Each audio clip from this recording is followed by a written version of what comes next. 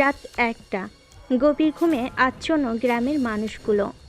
কয়েকটা বড় বাড়ির সামনে এলইডি লাইট জ্বলছে। শীতের তীব্রতায় রাস্তার পাশে কুকুরগুলো জড়সড় হয়ে শুয়ে আছে। চারিদিকে কুয়াশায় ঢেকে গেছে। এর মাঝে হেঁটে চলেছে একজন মানুষ। অবশ্য তাকে মানুষ বলল ভুল হবে। সবাই তাকে দেখে ভয় পেল। ভয় পায় না জোয়াদ সর্দার। জোয়াদ সর্দার আরাফকে হিংস্র থেকে হিংস্রতা বানিয়েছে। আরাফের পুরো নাম আরাফ চৌধুরী জয়। আরাফ চৌধুরী জোয়াদ সর্দারের কাছে যেতেই জোয়াদ সর্দার বলে উঠল, একটা কথা কি জানো? হারিয়ে যাওয়া সূর্যকে 12 ঘন্টা পরেই ফিরে পাওয়া যায়, কিন্তু হারিয়ে যাওয়া বিশ্বাসকে সারা জীবন অপেক্ষা করলেও ফিরে পাওয়া যায় না। আমি যে তোমাকে বিশ্বাস করি না এমনটা নয়, আমি তোমাকে অনেক বিশ্বাস করি, আর তুমিও আমাকে। সিংহ এবং কুকুর দুইটাই জন্তু। এদের টেম্পারেচার ঠিক রাখতেই আবার কোনো মায়ের সন্তান পোষে এটাকে। তাই সঠিক মানুষ যেটা পারে, জন্তু সেটা পারে না। আশা করি বুঝতে পারছেন। আরও একটা কথা কি জানেন? আওয়াজ দূরে না গেলেও সিংহের গর্জন খুব ভয়ঙ্কর, আর কিছু কুকুরের ডাক বহু দূর শোনা যায়, যা শুনতেও খুব বিরক্তকর। আসলে সিংহ অনেক ঠান্ডা মাথার শিকারী, আর বাড়ির সীমানা পর্যন্ত কুকুরের বাহাদুরি। আমি কুকুর নই, আমি সিংহ। আপনি আমাকে বিশ্বাস করবেন কি না এটা একান্তই আপনার ব্যক্তিগত ব্যাপার। বিশ্বাস শব্দটা আসে হৃদয় থেকে, আর হৃদয়ের ধূপপোকানি শব্দটাও জানান দেয় আতঙ্কের অপর নাম আরাফ চৌধুরী জয়। জয় নামটা শুনে জোয়াদ সর্দারের মনে পড়ে যায়। এই নামটা কোথাও শুনেছে সে, কিন্তু কোথায় শুনেছে ঠিক মনে করতে পারছে না সে। মনের মধ্য থেকে সমস্ত চিন্তা ভাবনা বাদ দিয়ে একটা হাসি দিয়ে বলে উঠল, আচ্ছা বাদ দাও, তোমার চারপাশে শত্রু ছড়িয়ে আছে। সুযোগ পেলেও ওরা তোমাকে ছাড়বে না। আমি জানি তুমি সবসময় মাথা ঠান্ডা করে সবার সাথে খেলতে পছন্দ করো, তবুও তুমি তোমার চারপাশটা একটু নজর রেখো। কথাগুলো বলে জোয়াদ সর্দার সিগারেট টানতে শুরু করে। আর জোয়াদার সর্দারের দিকে তাকিয়ে জোরে হাসি দিয়ে একটা সিগারেট জ্বালালো আর বলতে শুরু করলো, যেদিন প্রমাণিত হবে মানুষের চেয়ে সিগারেট বেশি ক্ষতিকর, কথা দিলাম সেদিন আমি নিজেই সিগারেট খাওয়া ছেড়ে দেব। সময়ও আরাফ চৌধুরী জয় কখনো অপেক্ষা করে না। কলম দিয়ে দুইটি লাইন লেখা অনেক সহজ, বাস্তবে মোকাবেলা করাটা অনেক কঠিন। খেলার জগতে খিলাড়ি সমানে সমানে হলে খেলতে আনন্দ লাগে। সিংহ কখনো শিয়ালের সাথে খেলে না। বা তোমার কথা শুনলেই কেমন জানি একটা শান্তি অনুভব হয়। তোমার কথা বলার স্টাইল দেখে শত্রুপক্ষ প্রথমে ভাববে, একটু পরে বুঝবে, এরপর কিছু করার চিন্তা ভাবনা করবে। ঠিক ওদের কিছু করার আগেই তুমি ট্রিগার চেপে দিবে। কেউ বুঝবে, কেউ বিদায় নিবে। তোমার বুদ্ধি আমার শক্তি, দুইটা নিয়ে রক্তে রঞ্জিত শহর রক্ষার্থে প্রাণ দিব শত্রুপক্ষের অগণিত শত্রু। জোয়াদ সর্দার থেমে যায়। পকেট থেকে নোকিয়া মডেলের ছোট্ট ফোনটা বের করে রিসিভ করে কথা বলতে শুরু করে। কথা বলতে বলতে একটা রুমের মধ্যে চলে যায়। আর চেয়ারে বসে মুচকি মুচকি হাসছে আর মনে মনে ভাবছে, যত বেশি শত্রু তৈরি হবে তত বেশি সাহস বৃদ্ধি পাবে। শত্রুই যদি মোকাবেলা না করতে পারি, যোদ্ধা হব কেমনে? জোয়াদ সাহেব কথা শেষ করে আরাফের সামনে বসে সিগারেট টানতে লাগলো। হাতের জ্বলন্ত সিগারেট শেষ না হতেই বলতে শুরু করলো, প্রতিশোধের কোনো মেয়াদ নেই, তাই আক্রমণ যে কোনো সময় হতে পারে। নিজের উপর এতটুকু ভরসা আছে, যে জায়গায় মানুষ আমার সঙ্গ দিবে না, ওই জায়গায় একা দাঁড়ানোর ক্ষমতা আমি আরাফ রাখি। আমার মস্তিষ্ক আর পিস্তলের ট্রিগার সবসময় সময় সুযোগ বুঝেই চলে।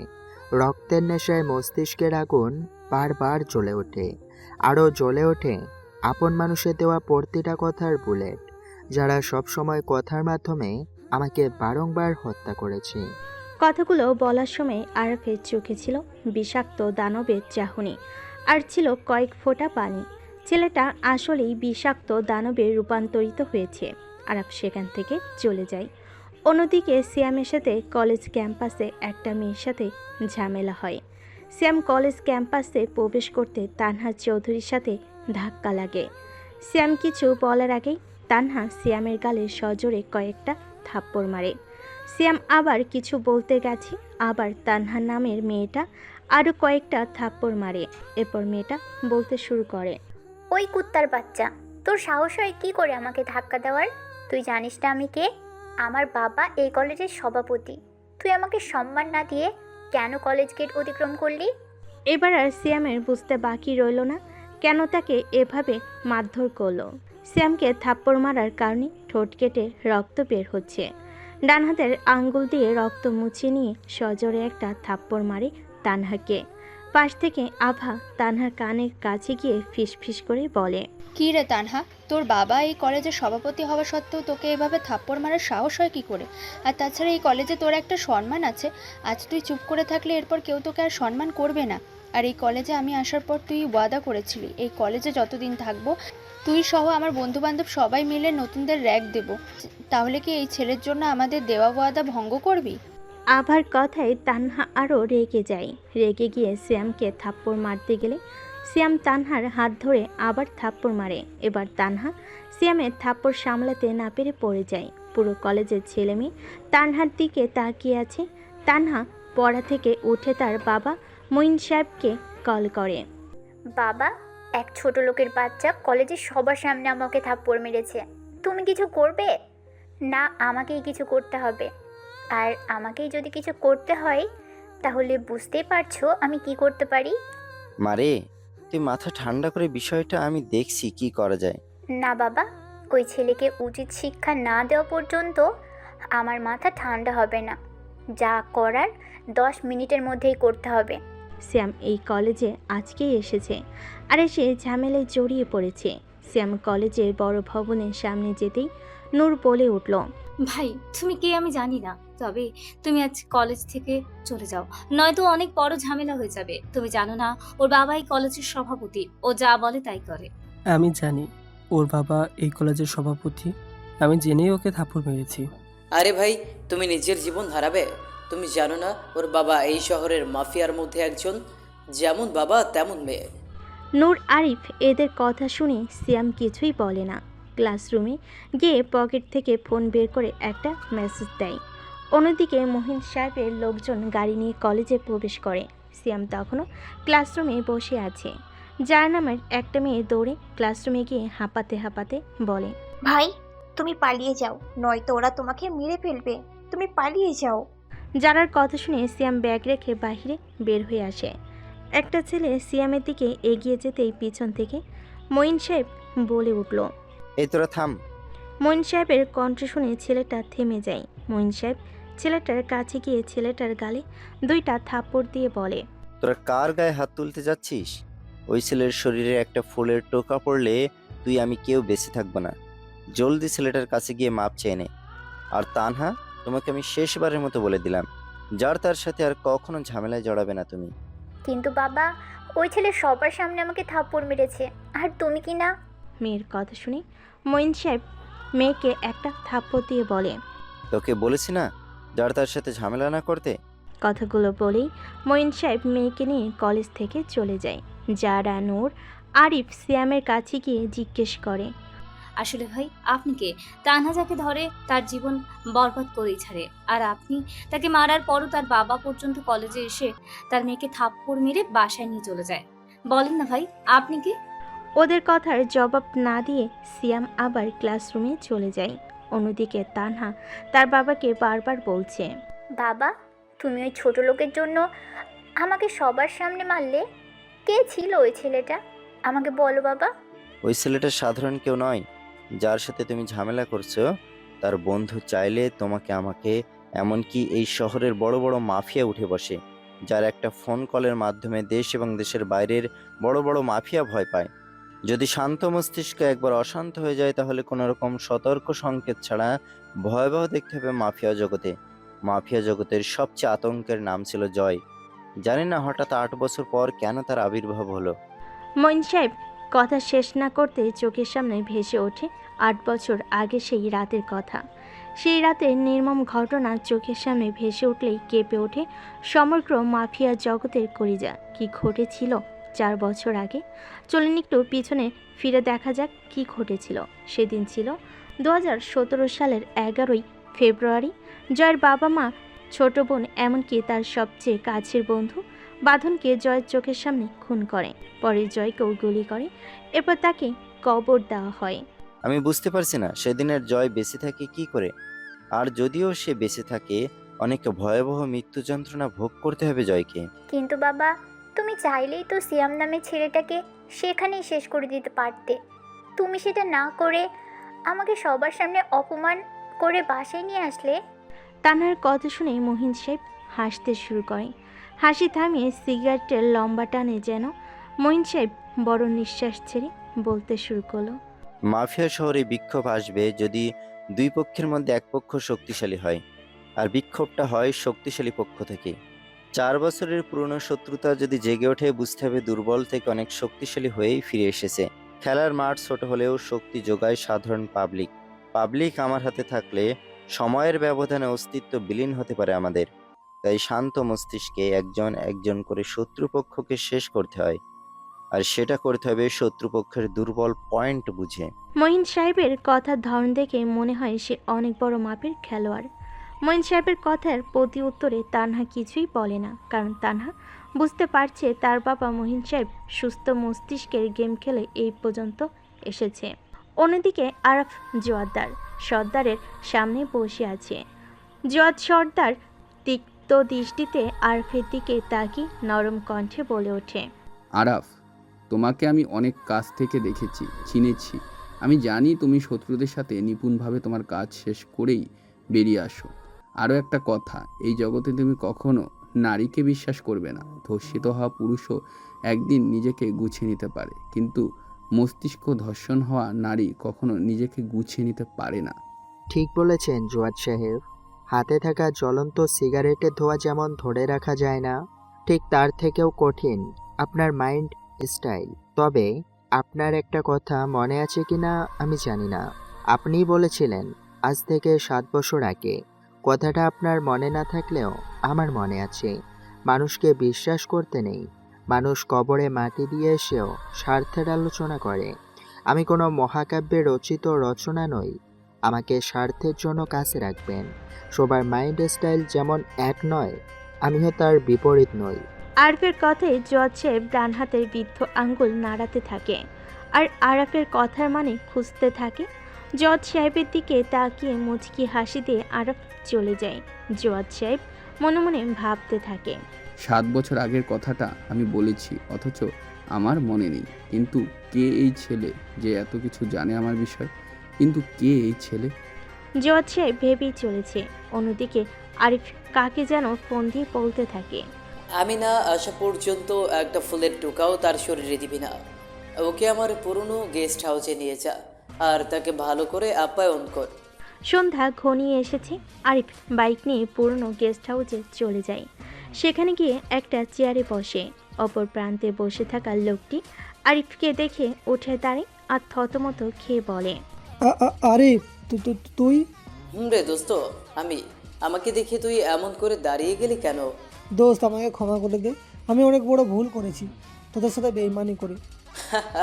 আমি হাল ছেড়ে দেওয়া মানুষ নই, আমি গল্প পাল্টে দেওয়া মানুষ। সিংহাসন আমার লক্ষ্য নয়, আমি নিজেই এক চলন্ত সাম্রাজ্য। আমাকে যারা দুর্বল ভাবো তারা একটা কথা মাথায় রেখো, শয়তান সঙ্গ দিই কিন্তু দেখা দেয় না। আমাকে মারতে হলে একেবারে মেরে ফেলতে হবে, আর যদি আমি বেঁচে যাই শত্রুপক্ষদের জীবন নষ্ট করে দিব। কথাগুলো বলেই আরিফ আফাজের কাছে যায়। আফাজ সোফায় বসে পড়ে। কয়েকজন আফাজকে ধরে বাগানবাড়ির দিকে নিয়ে যায়। আরিফ বিদেশি একটা নাইফ বের করে জোরে হাসতে শুরু করে। আরিফের এমন হাসি দেখে আফাজ আরিফের পা জড়িয়ে ধরে কান্না মিশ্রিত কণ্ঠে বলে ওঠে, দেখ ভাই, আমি লোভে পড়ে এত কিছু করেছি। ওই দিন তোদের সাথে এমনটা না করলে ওরা আমাকে আফাজের কথা শেষ না হতেই একটা গুলি এসে আফাজের মাথার পিছন থেকে লেগে কপাল দিয়ে বেরিয়ে যায়। আফাজ হুমড়ি খেয়ে মাটিতে পড়ে। আরিফ সহ তার লোকজন এদিক ওদিক ছড়িয়ে পড়ে কাউকে খুঁজে পায় না। তার কয়েক মিনিট পর সেখানে সে আফাজের মৃতদেহ সেখানে আর পায় না। এই বিষয়টা আরও ভয় বাড়িয়ে তোলে আরিফকে। আরিফের সাথে থাকা জিম নামের একটা ছেলে বলতে লাগলো, ভাই, এটা কি করে সম্ভব? মাত্র 1 মিনিটে? না, আমার মাথা কিছুই কাজ করছে না। আমিও বুঝতে পারলাম না এটা কি করে সম্ভব। আমার টার্গেট কখনো মিস হয় না। আর আজকে কে বা কারা আমার সামনে থেকে আমার শিকারকে কেড়ে নিয়ে চলে গেল। যে আমার শিকার উঠিয়ে নিয়ে গেছে তাকে আমি কুকুরের মতো করে মারবো। আরিফ পকেট থেকে ফোন বের করে দেখে আননোন নাম্বার থেকে একটা মেসেজ এসেছে। মেসেজটা দেখে একটা মুচকি হাসি দিতে লাগলো আরিফ। মেসেজটা এমন ছিল, বিচার যখন নিজেকেই করতে হবে, no compromise, loud and clear. আবর্জনা রেখে পরিবেশ দূষিত করার কোনো প্রয়োজন নাই। মেসেজের ধরনটা ভিন্ন হলো বুঝতে বাকি রইল না কে হতে পারে। আরিফ একটু সাইডে গিয়ে কাউকে ফোন করে, দোস্ত, হয়তো আমাদের লড়াই নামার সময় এসে গেছে। আমি পলাশ এসে গেছে, এমনকি আমার সামনে থেকে ওরা আফাজকে উড়িয়ে নিয়ে গেছে। যার জন্য আমার জীবন ধ্বংস হয়েছে তাকে আমি ধ্বংস করে দেশ ছাড়া করব। কারণ আমার শান্ত মস্তিষ্ক যে অশান্ত করে দিবে, তারে শান্তি দিলে আমার যে পাপ হবে। আমি জানি তোকে যে একটা আঘাত করবে তুই তাকে 1000টা আঘাত ফিরিয়ে দিবি, সময় সুযোগ বুঝে। তোর মাইন্ড স্টাইল আর কিছু মানুষের নিকৃষ্ট মন যেন সব কিছু ধরাছোঁয়ার বাইরেই থেকে যায়। আরিফ কল কেটে দিয়ে জোরে হাসতে শুরু করে আর বলে, মুচকি হাসি আর দীর্ঘশ্বাসই যথেষ্ট সব পরিস্থিতি সামাল দেওয়ার জন্য। আরিফ চুপচাপ দাঁড়িয়ে আছে। আরিফের পাশ থেকে জিম আরিফের সামনে এসে বলে উঠল, ভাই, এখানে আমি সহ সবাই অবাক হলেও আরও অবাক করতে ওরা আরও একজনকে উঠিয়ে নিয়ে গিয়েছে। তুই কার কথা বলছিস? তার মানে ওরা? জি ভাই, ওরা প্রফেসর জাহিদকে উঠিয়ে নিয়ে গিয়েছে। শুনেছি জাহিদ চাচাকে ওরা খুব মেরেছে। এখন যদি জাহিদ চাচা সব সত্যি কথা বলে দেয়। এরপর সাথে সাথে আরিফ জাহিদ চাচার বাড়িতে চলে আসে। এসে দেখে চাচার হাতের একটা আঙ্গুল একটা রুমের মধ্যে পড়ে আছে। এতে আর আরিফের বুঝতে বাকি রইল না ওর চাচার সাথে কেমন আচরণ করবে। অপরদিকে চাচাকে একটা চেয়ারে বেঁধে রেখেছে, মাথায় কালো কাপড় দিয়ে বাঁধা। জীবন সিগারেট টানতে টানতে চাচার কাছে আসে। কালো কাপড় বাঁধা অবস্থায় চাচার গাল বরাবর জোরে একটা থাপ্পড় মারে। সাথে সাথে চাচার ঠোঁটের কনি দিয়ে রক্ত বের হচ্ছে। জীবন ইশারা করলে একজন এসে চাচার মাথা থেকে কালো কাপড় খুলে দেয়। জীবন কিছু বলার আগেই আফাজ এসে বলে উঠল, চাচা ভালোই ভালোই বলে দেন না জয় আসলে কে। জয়, আরিফ, তোমরা তিনজনই ছিলে বন্ধু। ওর বিষয়ে আমার চেয়ে তোমাদের ভালো জানার কথা। চাচা বলতে তো আপনাকে হবেই, আর আমি যদি ওর বিষয়ে এত কিছু জানতাম তাহলে কি আর আপনাকে শুধু শুধু কষ্ট দিয়ে উঠিয়ে নিয়ে আসতাম। আপনি ঠিকই বলেছেন চাচা, আমরা তিনজনে একে অপরের বন্ধু হলেও জয়ের আসল পরিচয় কি, সে কেন মাফিয়া জগতের সবচেয়ে নিকৃষ্ট কেন হলো, এসব নিয়ে কখনোই আমাকে বলতো না। আর আমি এটুকু শুনেছি আপনি জয়কে ছোট থেকে আপনার কাছে রেখেছেন। আর জয়ের সাথে আমার পরিচয় হয় কলেজে গিয়ে। কলেজে যাওয়ার আগ পর্যন্ত আমি জয়কে জানতাম না, এমনকি আরিফকেও জানতাম না। আর যখন জানতে আগ্রহ হলাম ঠিক তখন জয় হারিয়ে গেল। ও সরি চাচা, জয়কে মেরে ফেললাম আমরা। কিন্তু কী কারণে জয় আরিফ বেঁচে গেল আমি জানি না, তবে এবার তাকে বাঁচতে দেব না, এটা গ্যারেন্টি চাচা। আমি জানি আপনি এত সহজে বলবেন না চাচা, একটু ওইদিকে তাকিয়ে দেখবেন। আমি জানি আপনি আপনার জীবনের মায়া করবেন না, এই জন্য আপনার একমাত্র মেয়ে নাবিলের জন্য হলেও যে আপনাকে বলতে হবে চাচা। বাবা, ওরা আমাকে বেঁধে রেখেছে, আমার অনেক কষ্ট হচ্ছে বাবা। আমি বলছি বাবা, তোমরা আমার মেয়েকে ছেড়ে দাও, আমি সব বলবো। এরপর জাহিদ চাচার কথা মতো নাবিলাকে ছেড়ে দেয়। নাবিলা এক দৌড়ে বাবার কাছে সে কান্না করতে করতে বলতে থাকে, তোমরা আমার বাবাকে ছেড়ে দাও, আমার বাবা কিছুই জানে না। নাবিলা কথাগুলো বলতেই পাশ থেকে আফাজ ঠোঁট বাঁকিয়ে বলে উঠল, সুন্দরী, তুমি বললে তো হবে না, তোমার বাবা সব জানে। আর তুমি যদি চাও তাহলে তুমি আমাদের আনন্দ দিয়ে তোমার বাবাকে নিয়ে যেতে পারো। তোমার রসালো যৌবনের আগুনে আমি যে পুড়িয়ে যেতে চাই সুন্দরী। আমি কথা দিচ্ছি, আমি সব বলবো। তোমরা আমার মেয়ের ক্ষতি করো না প্লিজ। চাচা, আমি কথা দিচ্ছি আপনার মেয়ের কোনো ক্ষতি হবে না যদি আপনি সব কিছু বলেন। আর যদি না বলেন তাহলে আমি সব বলছি, তবু আমার মেয়েকে ছেড়ে দাও। এরপর ওরা নাবিলাকে ছেড়ে দেয়। এরপর জাহিদ চাচা বলতে শুরু করে, জয় কেন এই শহরে এসেছে এটা প্রথমে না জানলেও পরে বুঝতে পারলাম ওর আসার কারণ কি ছিল। মাঝ থেকে বললে তুমি হয়তো বুঝতে পারবে না, শুরু থেকেই বলতে হবে। আমি একদিন একটা ছোট্ট হোটেলে বসে খাবার খাচ্ছিলাম, আমার পাশে ছোট্ট একটা ছেলেও বসে খাচ্ছিল। ঠিক তখন একটা আধা বয়সী মহিলা আসে, এসে ওই হোটেলের মালিকের কাছে কান্না করে বলতে শুরু করে। ভাই, আমার ছেলে 2 দিন ধরে খুব অসুস্থ ছিল, এই জন্য আমি কাজে আসতে পারিনি। আমার ছেলেটার গা জ্বরে পড়ে যাচ্ছে। ভাই, আপনি আমার কাজের টাকাটা দিয়ে দেন না, আমার ছেলেকে চিকিৎসা করাবো। কানের কাছে ভ্যান ভ্যান না করে শর্ত, হোটেলে অনেক কাস্টমার আছে, কালকে কাজে এসে টাকা নিয়ে যাস, যা এখান থেকে। কথাগুলো বলেই মহিলাকে ধাক্কা মেরে ফেলে দেয়। এরপর আমার পাশে থাকা ছেলেটা খাবার শেষ করে হাত ধুয়ে নেয়। এরপর হোটেল মালিকের কাছে গিয়ে ড্রয়ার থেকে টাকা উঠিয়ে নিলে হোটেল মালিক ছেলেটার হাত চেপে ধরে। এরপর হোটেল মালিকের হাতে চাকু দিয়ে আঘাত করে। হোটেল মালিক তার কর্মচারীদের বললে তাদেরকেও চাকু দিয়ে আঘাত করে। এরপর ছেলেটা টাকাগুলো নিয়ে ওই মহিলার কাছে এসে বলে, এই সমাজে অধিকার ছিনিয়ে নিতে হয়। একটা কথা মাথায় রাখবেন, যোগ্যতার চেয়ে বেশি দাম দিলে রাস্তার কুকুরও নিজেকে সিংহ দাবি করে। আপনার অধিকার আপনাকেই আদায় করে নিতে হবে। দরকার হলে এমন জানোয়ারকে 1000 বার ধ্বংস করতে হবে। এরপর ছেলেটার যাওয়ার দিকে সবাই তাকিয়ে থাকে। তখন মহিলাটি বলে উঠল, তোমার নাম কি রে বাবা? এমন একদিন আইব কাউরে তোমার নাম বলার দরকার হইব না। তুই একদিন এই মাটিতেই রাজত্ব করবি। রাজত্ব জয় করতে রাজা নয়, সিংহ হতে হয়। নিজের হক আদায় করতে হলে কখনো কারো কাছে হাত পাতবে না, নিজেকেই আদায় করতে হয়। এরপর থেকে নিজের হক নিজেই আদায় করা শেখো। কিন্তু ওই সময়ও জানতো না কোন মাটিতে ও রাজত্ব করবে। এই অলরেডি রাজত্ব করে যাচ্ছে মাহিন সাহেব। সে চাইলে এই মাটিতে অনেক কিছুই করতে পারত।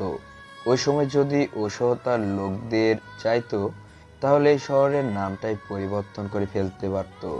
এই শহরে অলিখিত বাদশাহ মাহিন সাহেব। কেউ সাঁতার জেনে নদীতে ঝাঁপ দেয়, আবার কেউ সাঁতার না জেনে নদীতে ঝাঁপ দেয়। যারা সাঁতার জেনে নদীতে ঝাঁপ দেয় তাদের নিশানা থাকে রক্তের, আর যারা সাঁতার না জেনে নদীতে ঝাঁপ দেয় তাদের মেরে ফেলা হয়। একদিন একটা ছেলে তা না জেনেই তার লোকদের মেরেছিল। এরপর মাহিন সাহেবের লোক ছেলেটাকে উঠিয়ে নিয়ে যায়। কিছু সময় পর মাহিন সাহেবও আসে আর বলে, আমিও একদিন তোর মতো করে ভাবতাম জীবনে মেহনত করলেই জীবনে সফলতা আসবে, কিন্তু আস্তে আস্তে আমি বুঝতে পারি পয়সাওয়ালা লোক এসব ইমানদারির কথা বলে গরিবের উপর সব বোঝা চাপিয়ে দেয় আর সাধারণ মানুষদের ঠকায়। রিয়েল এস্টেটের বাজার যখন আকাশচুন্নি, তখন মাটির দাম উপরের দিকে উঠে যাচ্ছিল আর মানুষের দাম নিচের দিকে নামছিল। তখন মাহিন সাহেবের কোথা থেকে আসে কেউ জানতো না, তবে এটা জানতো ওই শহরে বারের দোকানে তার ছিল। সেখানে হাজার হাজার কোটি টাকার বিজনেস হতো, আর সেখান থেকে সে কোটি টাকার 10% করে নিত। এ সম্পর্কে যদি আরো বলি, তার চিন্তাভাবনা ছিল চিকন সুতার মতো। সে চাইতো সমস্ত মাফিয়া তার কাছে মাথা নিচু করে থাকবে আর তাকে সম্মান করবে। সবাই তার বাধ্য হলেও তার স্ত্রী তার অবাধ্য ছিল। খুব অল্প সময়ে সে শত্রুবার থেকে বড়বারে পরিণত করে। তার স্ত্রী অবাধ্য ছিল বলে বার থেকে একটা সুন্দরী মহিলা নিয়ে বাসায় আসে, আর সে বাসায় ছিল মাহিন সাহেবের স্ত্রী। মাহিন সাহেবের কোনো কাজের জন্য বাইরে যায়, সেই সুযোগেই তার স্ত্রী বাড়িতে আগুন লাগিয়ে দেয়। মাহিন সাহেবের বাড়ির সুন্দরী মেয়েটা আগুনে পড়ে মারা যায়। দূর থেকে জয় সবকিছুই দেখছিল। সেদিন জয়ের হাসিটা দেখার মতো ছিল। বেঁচে থাকার জন্য জয় যে কাজ পেত সেটাই করত, সামনে যে খাবার পেত সে তাই খেত, তবুও তার খোঁজ থামেনি। একদিন জয় নিজের খাবার জোগাড় করতে ঢাকা ভার্সিটির সামনে বাদাম বিক্রি করতে লাগলো, কারণ সে জানতো ঢাকা ভার্সিটিতে গরিব ঘরের ছেলে মেয়ে যায় না। এরপর সে সেখানে বাদাম বিক্রি করে আর নাইট স্কুলে পড়তো। তার লক্ষ্য ছিল সেও একদিন ঢাকা ভার্সিটিতে পড়ালেখা করবে, আর সে সাথে তার বাবাকে খোঁজ করা। আমি একদিন বলেছিলাম, তোর বাবার খোঁজ পেলে তুই কি সেখানে চলে যাবি? উত্তরে সে বলেছিল, আমি এই শহরে এসেছি বাবাকে খুন করার জন্য। আমি তার কথায় অবাক হয়ে তাকে আবারও জিজ্ঞেস করি, কিন্তু আমার কথার উত্তর সে আজও দেয়নি, এবং সে এটাও বলেনি তার বাবাকে। আর অনেকদিন পর তার সেই চেষ্টা সফল হলো। এতদিন যার খোঁজ সে ছিল, জয় তখন ছিল ছোট, আর সে এটা খুব ভালো করে জানতো শক্তপোক্ত তার একটা খনি লাগবে। এরপর একদিন মাহিন সাহেবকে মারতে একজন আসে। জয় সেদিন মাহিন সাহেবকে বাঁচায়। এরপর মাহিন সাহেব তাকে বলে, এইটুকু বয়সে হাতে অস্ত্র কেন নিলি? আমার বাপকে জানে মারতে। ধরে নে আমি তোর হয়ে তোকে মেরে দিলাম। আমি নিজের কাজ নিজেই করতে বেশি ভালোবাসি। লড়াইয়ের ময়দানে আমি একাই লড়তে চাই। বাহ, তোর কথা আমার অনেক ভালো লাগছে। তুই আমার হয়ে কাজ করবি? জয় কারো কাজ করে না। আমি জয় স্বপ্ন দেখি হাজারো মানুষকে কাজ দেবে। হিংস্রতার খেলায় সবাই ভুলে যায় কে আপন কে পর। আমার খেলায় আমি একাই লড়তে চাই। আমি জানি আমার সামনে পাহাড় সমান বিপদ এসে দাঁড়াবে। আমি সব বিপদ উপেক্ষা করে সামনে এগিয়ে যেতে চাই। এটা ঢাকার শহর, এখানে কেউ কাউকে এক বিন্দু জায়গা ছেড়ে দেয় না। তুই যেখানে যাবি তোর পেছন থেকে শত্রুর চোখ এড়াবে না। বৃত্তান্ত তুলে ধরে লাভ নেই। সবার জীবন সুন্দর নয়। জীবনে ব্যক্তিত্ব সৌন্দর্যের সাথে রাখতে পারলে কেবল জীবন সুন্দর। টাকার জন্য বিছানা পাল্টানো নারী আর পদের জন্য নেতা পাল্টানো কর্মী দুইটাই এক। আমার জীবনধারায় ভ্রাম্যমান কাণ্ডারি হুঁশিয়ারির সংকেত অনেকবার এসেছে। আমার হাসি আর পিস্তলের গুলি সময় সুযোগ বুঝেই চলে। আমার হাসির মানে বুঝতে হলে আগে বুঝতে হবে আমার চোখের ইশারা। এরপর জয় ধীরে ধীরে মাহিন সাহেবের কাছের মানুষ হয়ে ওঠে। একদিন মাহিন সাহেবের কোটি টাকার অস্ত্র আসছিল বঙ্গোপসাগর দিয়ে। জয় তার অপর পাশ দিয়ে নদীতে ঝাঁপ দেয়। মুখে কালি মেখে জাহাজে গিয়ে ওঠে এবং সেখানে থাকা সবাইকে জয় কৌশলে মেরে ফেলে। এরপর সেগুলো মাহিন সাহেবের সবচেয়ে বড় শত্রু মালেক ভাইয়ের গোডাউনে রাতের অন্ধকারে দিয়ে আসে। পরের দিন সকালে মাহিন সাহেবকে জয় বলে, মালেক ভাইয়ের লোকেরা আপনার লোককে মেরে সব মাল লুট করে নিয়ে গেছে। মাহিন সাহেবের রাগান্বিত হয়ে লোক পাঠিয়ে মালেক ভাইয়ের লোককে মেরে ফেলে। সেই সাথে মালেককে উঠিয়ে নিয়ে আসে। মাহিন সাহেব মালেকের কাছে যেতে গেলে জয় মাহিন সাহেবকে বাধা দিয়ে বলে, শিক্ষা সবার জন্য জ্ঞানের বিকাশ ঘটান। আচরণ পাল্টানো মেধা আপনার সর্বোচ্চ শক্তি। সঠিক পথে আগান। সম্মান ছোট্ট একটা পিঁপড়ার মতো। শত্রু মারতে আপনাকে আগাতে হবে কেন? পিপাসা লাগলে নদী কখনো এগিয়ে আসে না, আপনাকেই নদীর কাছে এগিয়ে যেতে হয়। আপনার সাথে থেকে জয় পরাজয়ের খেলায় জয় পিছু পা হবে না, শুধু আপনার জন্য। আমি ওর কাছে গিয়ে আপনার না হওয়া কাজ করে দেব। শুধু তার বিনিময়ে আপনার হাত আমার মাথার উপরে রাখবেন। দেখবেন পুরো পৃথিবী আপনার পায়ের কাছে আনতে না পারলেও বড় মাপের মানুষ হওয়ার সব কিছু আমি করে দেব। এরপর জয় মালেকের কাছে যায়। মালেকের পকেট থেকে সিগারেটের প্যাকেট বের করে সিগারেট টানতে লাগে। মাহিন সাহেব সহ মালেকের ছোট ছেলেটাও সিগারেটের লম্বা টান দেখে একটু অবাক হয়ে ওঠে। মাহিন সাহেব হাসি দিয়ে একটু দূরে গিয়ে চেয়ারে বসে। জয় মালেকের কানের নিচে মুখ নিয়ে একটু গরম স্বরে জ্বালাময় কথা বলে ওঠে, মালিক ভাই, সরি, আমি তো আপনার ছেলের বয়সী। আমি কি করে আপনাকে ভাই বলি? খেলার জগতে আপনাকে বড় খেলোয়াড় মনে করেছিলাম আপনাকে। আসলে আপনি খেলার জগতে অনেক ছোট্ট একজন মানুষ মাত্র। আপনার সাথে খেলে আপনাকে ফাঁসিয়ে দেওয়ার জন্য আমি জয় একাই 100। নেতৃত্ব সহজ জিনিস নয়।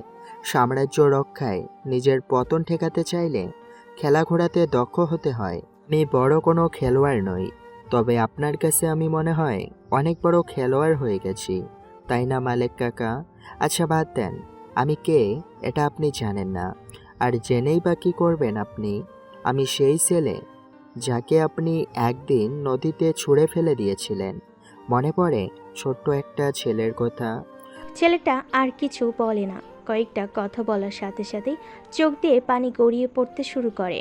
ডান হাত দিয়ে পিস্তল, বাম হাতে সিগারেট, তবুও ডান হাতের উল্টো পিঠ দিয়ে চোখের পানি মুছে নিল।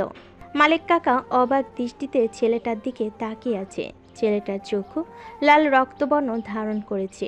ছেলেটা আবার বলতে শুরু করে, সময়ের জন্য অপেক্ষা করি না কাকা।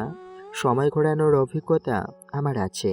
আমি জানতাম কোনো এক সময় মহিন সাহেব আমার বড় শত্রু হয়ে দাঁড়াবে, আর তখন সে আপনার কাছে যাবে। আপনারা দুইজনেই ভালো বন্ধু ছিলেন, কিন্তু সময়ের ব্যবধানে আপনারা দুইজনে বন্ধু থেকে শত্রুতার রূপ নেয়। আর আপনাকে কেন আজ আপনার বন্ধুর সামনে বড় শত্রুতা প্রমাণ করলাম? এই জন্য, যাতে পরবর্তীতে আপনি সহ আপনার বন্ধু আমার বিপক্ষে না দাঁড়াতে পারেন। আর দাঁড়ালেও আমি জয় আপনাদের দুজনকে ভরে দেওয়ার ক্ষমতা রাখি। তোকে আমি কুকুরের মতো করে মারবো।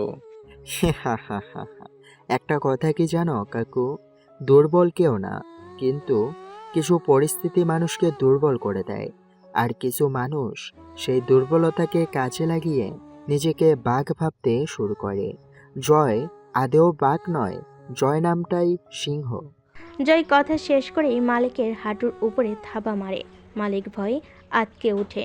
জয় জোরে হাসতে শুরু করে। হাসি থামিয়ে জয় বলে ওঠে, আমি তোমাকে ছেড়ে দিলে মহিন সাহেব তোমাকে মারবে, আর বেঁধে রাখে আমি তোমাকে মারব। কে জানতো তোমার খেলা শেষ গুটিতে তোমাকেই মরতে হবে? কি আজব, তাই না কাকা? জয়, তুই আমাকে ছেড়ে দে বাপ। আমি কথা দিচ্ছি, তুই যা চাস আমি তাই দেব। খাঙ্কের বলা, তুই ফিরিয়ে দে আমার মায়ের ইজ্জত, তুই ফিরিয়ে দে আমার মায়ের আদর ভালোবাসা। আমার সামান্য বেদে কন্যা হয়েও তোর হাত থেকে রেহাই পায়নি, আর তোকে আমি ছেড়ে দেব এটা তুই ভাবলি কি করে? জয়, এখন আমি তোকে বলছি, তুই আমাকে ছেড়ে দে, নয়তো আমি মহিনকে সব বলে দেব তুই কে। সেই সুযোগ তোকে দিলে তো তুই বলবি, কুত্তার বাচ্চা। জয় কথাটা বলেই মালিকের জিহ্বা কেটে ফেলে। মালিক চিৎকার করছে। জয়ের পায়ের নিচে দিয়ে রক্ত গড়িয়ে যাচ্ছে। জয় রক্তের উপর দাঁড়িয়ে হাসতে হাসতে আবার বলে, নে এবার কথা বল, তোর কোন বাবা সে বল, কথা বল খাঙ্ক পোলা, তুই কথা বল। মাহিন সাহেব সেখানে এসে দেখে মালিকের জিহ্বা কেটে মালিকের সামনে একটা টেবিলে রেখে দিয়েছে। মুখ দিয়ে রক্ত পড়ে জয়ের পায়ের নিচে বয়ে চলেছে। শুধু তার জিহ্বা কেটে জয় শান্ত হয় না। মাহিন সাহেবের দাঁড়িয়ে থাকা অবস্থায় প্লাস দিয়ে হাতের আঙ্গুল থেকে নখ একটা একটা করে তুলতে শুরু করে। মাহিন সাহেব এমন হিংস্রতা আর কখনো দেখেনি। মাহিন সাহেব বেশ নরম স্বরে জয়কে বলল, জয়, ওকে যখন মেরেই ফেলবে তাহলে এত কষ্ট দিয়ে মারার কি দরকার? মঈন সাহেবের কথাই জয় তার দিকে তাকালে সে ভয়ে আটকে ওঠে। এতটুকু একটা ছেলে এতটা হিংস্র পশুর মতো আচরণ কি করে করতে পারে? জয় মঈন সাহেবের কাছে গিয়ে কানে কাছে মুখ নিয়ে নরম স্বরে বলে উঠল, আমি হলাম নেকড়ের মতো, আরও দাসত্ব করার জন্য আমি জয় জন্ম নেইনি। আমার আদালতে এর চেয়ে ভয়ঙ্কর মৃত্যু যন্ত্রণা হতে পারে। আর যদি কেউ আপনার দিকে চোখ তুলে তাকায়, আমি তার চোখ উপড়ে ফেলবো। এটা স্বার্থের দুনিয়ার বস। খাটিয়াতে লাশ রেখে আপনজন বলে কবর যাতে আমার জমিতে না খোঁড়া হয়। সেদিনের ছোট্ট জয়ের মুখের কথা নয়, বরং পিস্তলের গুলি বের হয়। একটা কথা আর একটা গুলির সমান বললেও ভুল হবে না। এরপর জয় মালিকের শরীরের বিভিন্ন অংশ কাঁপতে শুরু করে। সুস্থ মস্তিষ্কের মানুষ জয়ের এমন হিংস্রতা দেখার সাহস রাখে না। মাহিন সাহেব সেখান থেকে চলে গেলে জয় রক্তাক্ত হাতে জ্বলন্ত সিগারেটের ধোঁয়া আর রক্তের গন্ধে বিষাক্ত হয়ে উঠেছে ছোট্ট রুমটা। সেদিন জয় আরো একটা কথা বলেছিল, আই ডোন্ট কেয়ার আমার সম্পর্কে কে কি ভাবলো, কে কি করলো। অলওয়েজ রিমেম্বার ওয়ান থিং, কাউকে ইমপ্রেস করার জন্য এই পৃথিবীতে আমি জয় জন্মগ্রহণ করিনি। আমার লক্ষ্য একটাই, শত্রুর লাশ। জয়ের কথা ছিল প্রতিবাদের নেশা। সে একাই একটা দলের নেকড়ে, দলকে ধ্বংস করার জন্য একাই যথেষ্ট ছিল। তার কথায় বোঝা যেত সুন্দরবনের সিংহ। নেকড়েরা সবসময় দল ভেদে চলাচল করে, সিংহ সবসময় একাই চলতে ভালোবাসে। এভাবে অনেকদিন চলে যায়। তখন আমি জানতাম না মাহিন সাহেব ছিল তার বাবা। সে প্রথমে বলেছিল তার বাবাকে জানে মেরে ফেলতে চায়। আমার বাবা মা রোড অ্যাক্সিডেন্টে যায়। আমার বিয়ের জন্য পার্টি দেখার যাওয়ার সময়, যে মেয়েকে দেখতে যাওয়ার সময় আমার বাবা মার চাই, আমি আর বিয়ে করিনি। এরপর ধীরে ধীরে আমার ছোট বোন বড় হতে থাকে। আমার অনেক স্বপ্ন ছিল আমার বোনকে ঢাকা ভার্সিটিতে পড়াবো। আমার সেই স্বপ্ন পূরণ করতে আমার বোনকে ঢাকা ভার্সিটিতে ভর্তি করি। কিন্তু আমি জানতাম না মাহিন সাহেবের ছোট ভাই মাহিন ঢাকা ভার্সিটিতে আসে আর আমার বোনের দিকে তার নজর পড়ে। শুধু আমার বোনের দিকে নয়, ভার্সিটিতে সুন্দর মেয়ে দেখলেই তার মাথা ঠিক থাকে না। তখন জয় ঢাকা ভার্সিটির গেটের সামনে বাদাম বিক্রি করত। একদিন আমার বোনের কান্না করতে করতে আমার অফিস রুমে চলে যায়। আমি তখন হন্তদন্ত করে জিজ্ঞেস করেছিলাম, কি হয়েছে বোন, তুই কান্না করছিস কেন? ভাইয়া, মাহিন আমার ওড়না কেড়ে নিয়েছে, আরও অনেক বাজে কথা বলেছে। এরপর আমি মাহিনের কাছে গিয়ে জিজ্ঞেস করলে বলে, হ্যাঁ রে, আমি তোর বোনের ওড়না নিয়েছি, সেই সাথে তোর বোনের ওই দুইটাতে হাত দিয়েছে, সেই সুন্দর হয়েছে রে তোর বোনের ওই দুইটা। আমার সামনে আমার বোনের নোংরা কথা বলার জন্য আমি তাকে থাপ্পড় মেরেছিলাম। এরপর সে সেখান থেকে চলে যায়। পরের দিন আমার বিশেষ কাজ পড়ে যায়, যার কারণে আমাকে ঢাকার বাইরে যেতে হয়। সেই সুযোগে মাহিন আমার বোনকে উঠিয়ে নিয়ে যায়। কিরে শালি, তোর ভাইয়া আজ কোথায়? ডাক শালি তোর ভাইয়াকে, আজ তোর ভাইয়ার সামনে তোকে। দোস্ত, আর দেরি কিসের? দেখ না, ওই দুইটা কত সুন্দর লাগছে, একদম সাদা, মনে হচ্ছে কামড় দিয়ে খেয়ে ফেলি। দেখে মনে হচ্ছে মালটার ভেতরে রসে ভরপুর। চল শুরু করি, তবে আমি আগে, এরপর তোরা সবাই। জাহিদ সাহেব সেই দিনও ঢাকার বাইরে ছিল। মুহিন, নাইম, পলাশ আরও কয়েকজন মিলে মীরাকে গণধর্ষণ করে ঢাকা ভার্সিটির ভেতরে। সেদিন সবাই এমন নির্মমতা দেখেছিল, কেউ এগিয়ে আসেনি। মীরার চিৎকার সবাই শুনেছিল, তবু কেউ এগিয়ে আসেনি। রক্তে রঞ্জিত হয়ে গিয়েছিল মীরার শরীর। হিংস্র জানোয়ারের মতো ঝাঁপিয়ে পড়ে ক্ষত বিক্ষত করেছিল মীরার শরীরটা। জয় গেটের বাহির থেকে সব দেখেছিল। ঢাকার বাইরে কাজ শেষ করে ভার্সিটিতে এসে দেখে অর্ধনগ্ন অবস্থায় মীরার ক্ষত বিক্ষত শরীর কৃষ্ণচূড়া গাছের নিচে পড়ে আছে।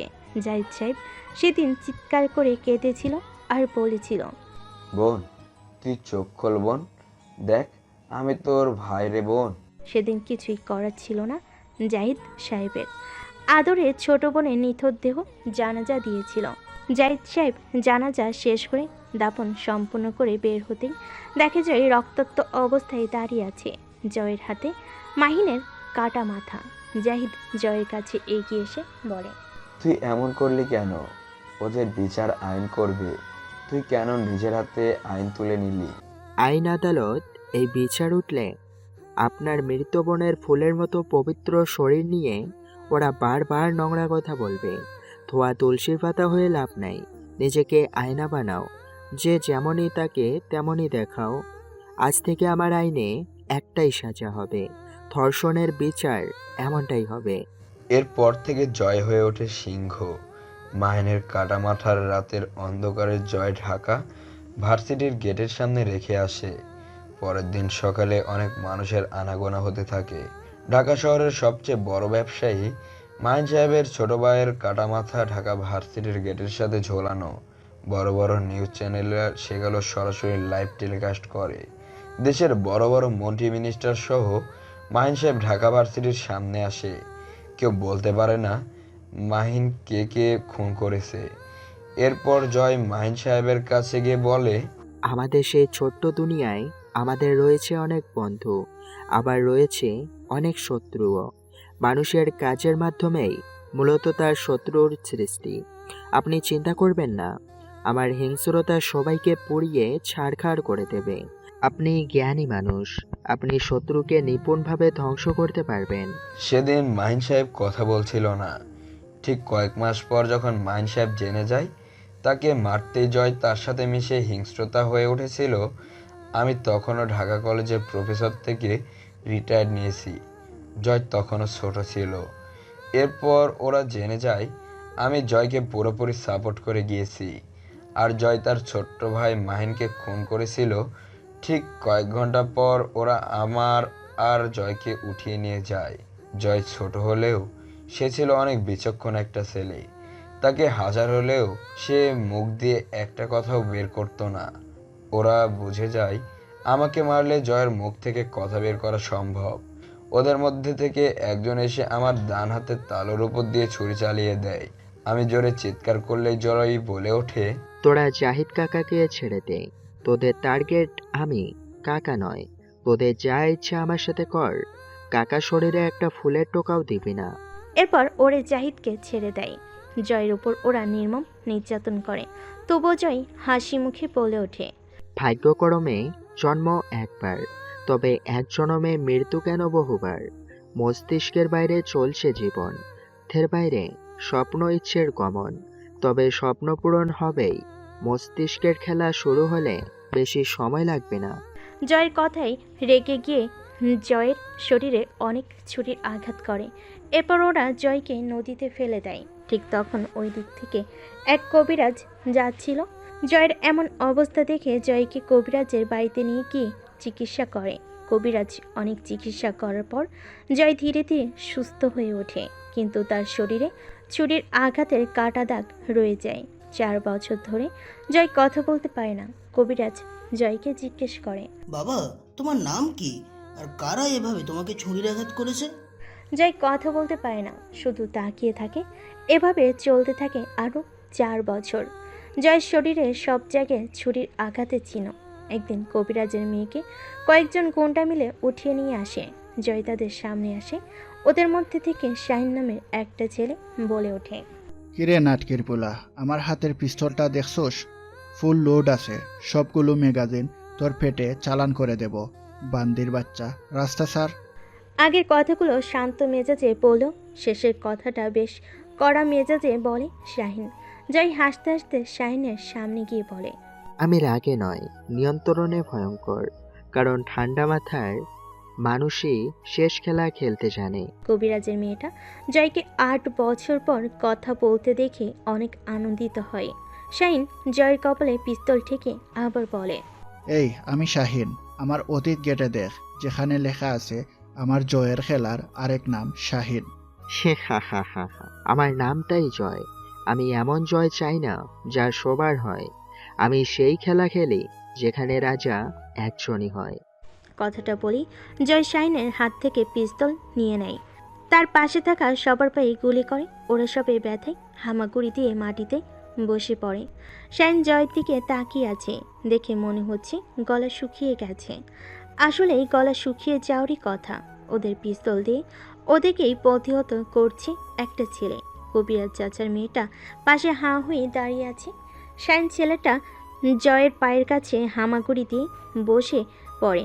জয় ছেলেটার কপালে পিস্তল ধরে হাসি দিয়ে বলতে শুরু করে, হা হা হা হা, শকুনের চোখ খোঁজে মরা গরু, আরাব চৌধুরী জয়ের চোখ খোঁজে শত্রুর ছায়া। অন্ধকারে বসে কাব্য রচনা সবাই করতে পারে, আর তোরা কি করে ভাবলি সেই কাব্যের ভিলেন চরিত্রে তোদের মান থাকবে? জয় থেমে যায়। ছেলেগুলো মাটিতে পড়ে ছটফট করছে। শাহিন একবার জয়ের দিকে তাকায়, আবার জয়ের হাতে থাকা পিস্তলের দিকে তাকায়। শাহিন কিছু বলতে গেলেও তার আগে জয় বলতে লাগলো, রাজনীতিকর ছায়া আর আলোর উপর নজর রাখ। দুটাই যতক্ষণ তোর সঙ্গে থাকবে ততক্ষণ তোর অস্তিত্ব থাকবে। আমার চোখের ইশারা আর পিস্তলের ট্রিগার সবসময় নিয়ম মেনেই চলে। আমি গল্প নয়, বাস্তবতা নিয়ে হিংস্রতার খেলায় মেতে উঠেছি। ছেলেগুলো উঠে সেখান থেকে চলে যায়। ঠিক সেই মুহূর্তে কবিরাজ বাড়ি আসে। এসে দেখে রক্ত পড়ে আছে। ঠিক তখন কবিরাজের মেয়ে কবিরাজের কাছে গিয়ে বলতে শুরু করে, বাবা, জয় আজ কথা বলেছে। তুমি বিগত 8 বছর ধরে তাকে কথা বলাতে পারোনি, আজ সে নিজের থেকেই কথা বলছে বাবা। কবিরাজ জয়ের কাছে এগিয়ে আসে। জয়ের চোখে এখনও জ্বলন্ত অগ্নিশিখা বিদ্যমান, আর হাতে পিস্তল। কবিরাজ জয়ের কাঁধে হাত রেখে বলে, বাবা তুমি কি আমি জানি না, তবে আজ তুমি আমার মেয়ের সম্মান রক্ষা করেছো। আজ আমি তোমার মুখ থেকে সব কিছু শুনতে চাই। আর কেনই বা তোমার শরীরে এত ছুরির আঘাত? চাচা, আজ আমি সব বলবো। আজ আর কিছুই গোপন করব না। ঢাকা শহরের সবচেয়ে মাফিয়া জগতের মাফিয়া মহিন সাহেবের নির্দেশে আমার এমন অবস্থা করেছিল তার পোষা বাহিনী। ওই শহরে আমার আগমন ঘটে এক নিকৃষ্টভাবে মাত্র 8 থেকে 9 বছর আগে। তখন আমি অনেক ছোট্ট। তখনও সেই শহরে 75% মানুষ দরিদ্র সীমার মধ্যে থেকে জীবনযাপন করছিল। মানুষ যখন এক মুঠো খাবারের জন্য ছুটে বেড়াতো, তখন মহিন সাহেবের বারের যে বিজনেস বাতাসের গতিতে চলছে। মহিন সাহেবের টার্গেট ছিল শহরের গরিব ঘরে জন্ম নেওয়া সুন্দর ও সুদর্শন ছেলেদের উপর। মেধাবী ছেলেগুলো যখন লেখাপড়া শেষ করে চাকরির জন্য ঘুরে বেড়াতো, তখন মহিন সাহেবের লোক তাদের কাছে গিয়ে চাকরির অফার করে। লেখাপড়া শেষ করে বর্তমান সমাজে যখন হাজার হাজার ছেলে একটা চাকরির জন্য পরিবারের কাছে অবহেলিত, তখন তাদের অফার পেয়ে আর না করতে পারে না। তখন ওরা হ্যাঁ বলে দিলেই ওরা 2 মাসের অগ্রিম বেতন দিয়ে দেয়। যখন ওদের দেওয়া টাকা পকেটে যায়, তখন থেকেই শুরু হয় তাদের দিয়ে বিভিন্ন স্থানে মাদক ব্যবসায়ের কাজ। এরপর থেকে বেড়ে যায় নেশার হার। মহিন সাহেব চাইতো আগের মেধাবী যুব সমাজ দিয়ে ভবিষ্যৎ প্রজন্ম ধ্বংস করা। জয় একটানা কথাগুলো বলে ছোট্ট বারান্দায় বসে। তখন কবিরাজি মেয়ে বলে ওঠে, কিন্তু এগুলো করে মহিন সাহেবের কি লাভ? ভবিষ্যৎ প্রজন্ম উচ্চশিক্ষায় শিক্ষিত হলে সরকারি চাকরি হতে পারে। সরকারি চাকরি হলে মহিন সাহেবের বাড়ির বিজনেস শেষ হয়ে যাবে। মহিন সাহেব অনেক ঠান্ডা মাথার খেলাড়ি। নিচ থেকে শুরু করে উপরমহল পর্যন্ত সব জায়গায় তার হাত। তার বিরুদ্ধে কেউ কিছু বললে প্রশাসন দিয়ে তাকে উঠিয়ে নিয়ে যেত মহিন সাহেবের আন্ডারগ্রাউন্ডে। এরপর আর সেই মানুষের অস্তিত্ব থাকতো না। এভাবেই চলতো। রাত যত ঘনিয়ে আসে, মহিন সাহেবের পাড়ে রঙ্গমঞ্চ গড়ে ওঠে। সেখানে এমন কোনো কাজ নেই যে হয় না। মাদক থেকে শুরু করে নারী পাচার শুধু এখানেই শেষ না, সেখানে আসে বড় বড় মন্ত্রী মিনিস্টার। তাদের জন্য ভিআইপি রুমে আগে থেকে রাখা হতো অল্প বয়সী নারী। আমি জানতাম মহিন সাহেবের সাথে পেরে উঠতে হলে আমার পড়াশোনা চালিয়ে যেতে হবে। আমি দিনে ঢাকা ভার্সিটির গেটের সামনে ছদ্মবেশে বাদাম বিক্রি করতাম, আর মহিন সাহেবের ছোট্ট ভাই মাহিনের উপর নজর রাখতাম। একদিন প্রফেসর জাহিদ স্যারের ছোট বোনের দিকে নজর পড়ে মাহিনের। প্রথম দিন জাহিদ স্যারের জন্য রক্ষা পাই স্যারের ছোট বোন। একদিন প্রফেসর জাহিদ ভার্সিটির কাজের জন্য ঢাকার বাইরে যায়। এদিন রাতে মাহিন জাহিদ স্যারের ছোট বোনকে ধর্ষণ করে মেরে ফেলে। পরদিন আমি মাহিনের কাটা মাথা ঢাকা ভার্সিটির গেটের সামনে রেখে দেই, আর এটা মাহিন সাহেব জেনে যাওয়ার পর আমার এই অবস্থা করে। এরপর থেকে 8 বছর আপনার এখানে। জয়ের কথা শুনে কবিরাজ সহ তার মেয়ের চোখের পানি চলে আসে। কবিরাজ চোখের পানি মুছে জয় কাঁধে হাত রেখে বলে, আমি সহ আমার মেয়েকে নিয়ে এখান থেকে চলে যাব, আর তুমিও তাদের শান্তির ঘুম হারাম করে দেবে। আমার দোয়া সবসময় তোমার সাথে থাকবে। চরম প্রতিশোধ নিতে হবে তোমাকে। হা হা হা হা। প্রতিশোধ? এটা আমার রক্তে মিশে আছে। এরপর জয় সেখান থেকে চলে আসে সেই শহরে যেখান থেকে 8 বছর আগে ব্যর্থ হয়েছিল। জয় সেই শহরে পা রাখতেই একটা ছেলে জয়কে ধাক্কা দেয়। জয় কিছু বলার আগে ছেলেটা বলে, কিরে, এই শহরে নতুন নাকি? আমি আজকেই এই শহরে এসেছি। দে 500 টাকা দে। কেন? তোকে টাকা দিতে হবে কেন? তোরা কি এই শহরের বাপ নাকি? মনে কর তোর বাপ আমরা। এই শহর চলে মাহিন সাহেবের কথায়। বেশি কথা না বলে। ছেলেটা টাকা শব্দটা বলতেই পারে না। তার আগে জয়ের হাতে একটা থাপ্পড় খেয়ে মাটিতে পড়ে যায়। এরপর একটা ছেলে পিছন থেকে এসে জয়ের শার্ট টান দিয়ে ছিঁড়ে ফেলে। জয়ের শরীরে ছুরির আঘাতে চিহ্ন, পিঠের উপরে ছুরি দিয়ে লেখা হিংস্রতা। এটা দেখে বাদলের আর বুঝতে বাকি নেই এটাকে। বাদল কিছুটা পিছিয়ে গিয়ে বলে ওঠে, আরাফ চৌধুরী, জয়, এই তোরা সবাই পালিয়ে যা। 8 বছর আগে বাদল জয়ের বুকের পিঠে ছুরি চালিয়েছিল।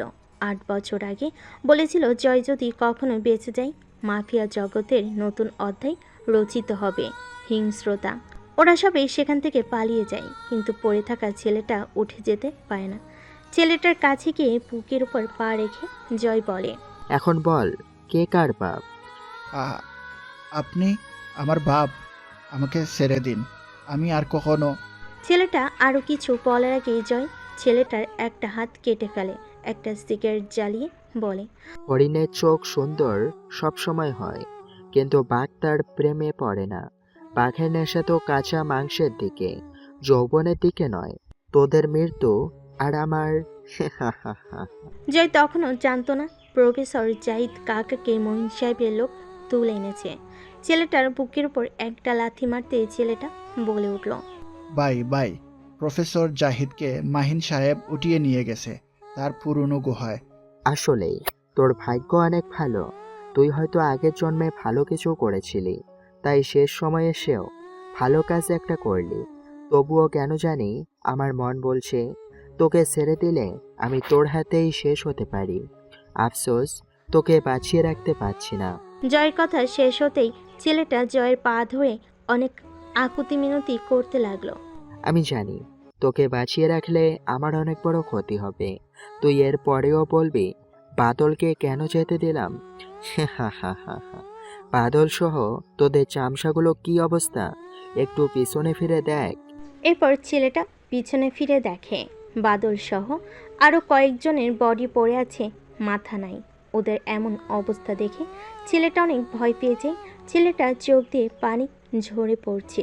জয় ছেলেটার দিকে তাকিয়ে জোরে হাসি দিয়ে ট্রিগারে চাপ দিতে যাবে, তার আগে আরিফ এসে জয়ের হাত উঁচু করে পিস্তলের গুলি সঠিক নিশানায় না লেগে উপর দিয়ে চলে যায়। জয় রেগে গিয়ে আরিফকে কিছু বলার আগে আরিফ হাসি দিয়ে বলে, বন্ধু, ওরে না মেরে ওরে দিয়েই সুন্দর একটা গেম খেলা যায়। কেমন? আরিফের হাসি দেখে জয় ঠিকই বুঝে যায় সে কি বলতে চাইছে।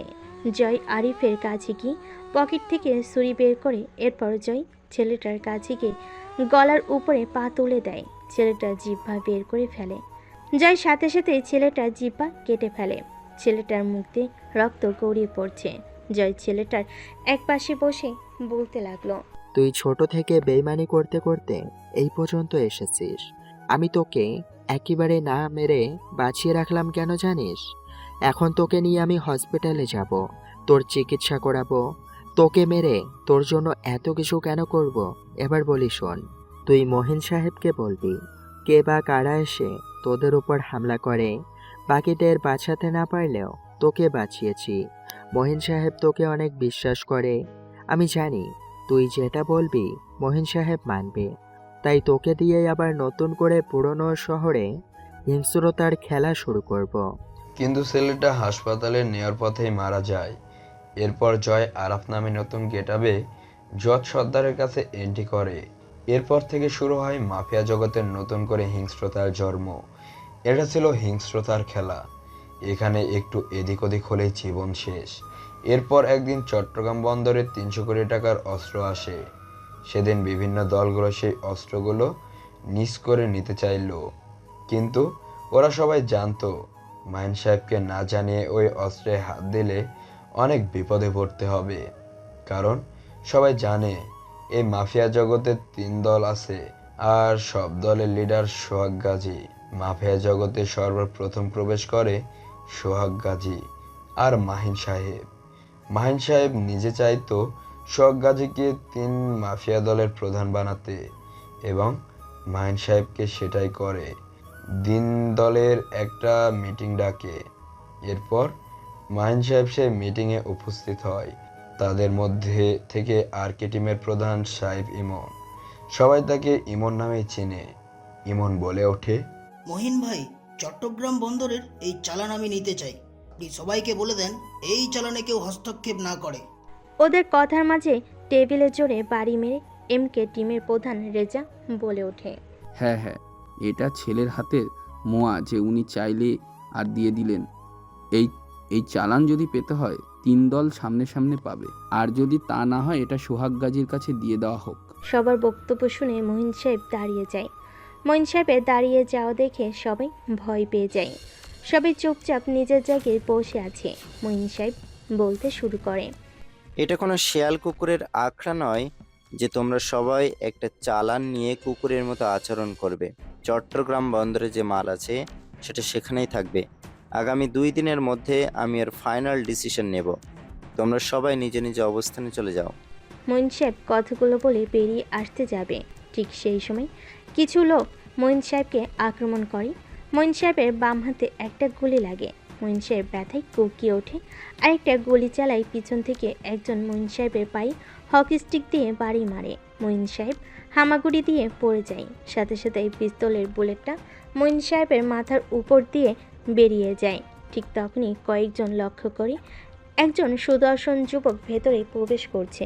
ছেলেটা দেখতে অনেক সুন্দর। মাথায় কালো টুপি, মুখে চাপদাড়ি, কালো প্যান্ট 7 ইন করা, বাম হাতে ব্যান্ডেড ঘড়ি, মুখে জ্বলন্ত সিগারেট। দরজার সামনে আসতেই গ্যাস সিলিন্ডারের একটা বোতল রুমের ভেতর ছুঁড়ে মারে। জ্বলন্ত সিগারেট সামনে ছুঁড়ে মারলে গ্যাস সিলিন্ডার বিস্ফোরণ হয়। এরপর ছেলেটা মঈন সাহেবকে নিয়ে গাড়িতে বসে। মঈন সাহেব বলেন, তুমি কে? হঠাৎ আমাকে ওদের হাত থেকে রক্ষা করলে? ছেলেটা কথা বলে না, চুপচাপ গাড়ি চালিয়ে হসপিটালে গেট দিয়ে ভিতরে প্রবেশ করে। যদিও গুলিটা বেরিয়ে গেছে, তবুও নার্স ড্রেসিং করে দিয়েছে। 1 মিনিট পর মঈন সাহেবের লোকজন চলে আসে, মঈন সাহেবকে বাসায় নিয়ে যায়। এভাবে বেশ কয়েকদিন চলে যায়। মঈন সাহেব সুস্থ হলে তার লোককে ডেকে বলে, পান্না, সেদিনের সেই ছেলেটার খোঁজ পেলি? কোন ছেলেটা ভাই? সেদিন আপনাকে যে বাঁচিয়েছিল সেই ছেলেটার কথা বলছেন ভাই? সেই ছেলেটা পেয়েছি ভাই। ছেলেটার সামনে একটা হোটেলে থাকে। ছেলেটাকে আমার কাছে নিয়ে এসো। এরপর পান্না ছেলেটাকে মঈন সাহেবের কাছে নিয়ে আসে। মঈন সাহেব ছেলেটার দিকে তাকিয়ে বলে, তোমার নাম কি? সেদিন তুমি আমাকে কেন বাঁচিয়েছিলে? ছেলেটা কথা বলে না। মঈন সাহেবের সামনে টেবিলে রাখা একটা বইয়ের দিকে তাকিয়ে আছে।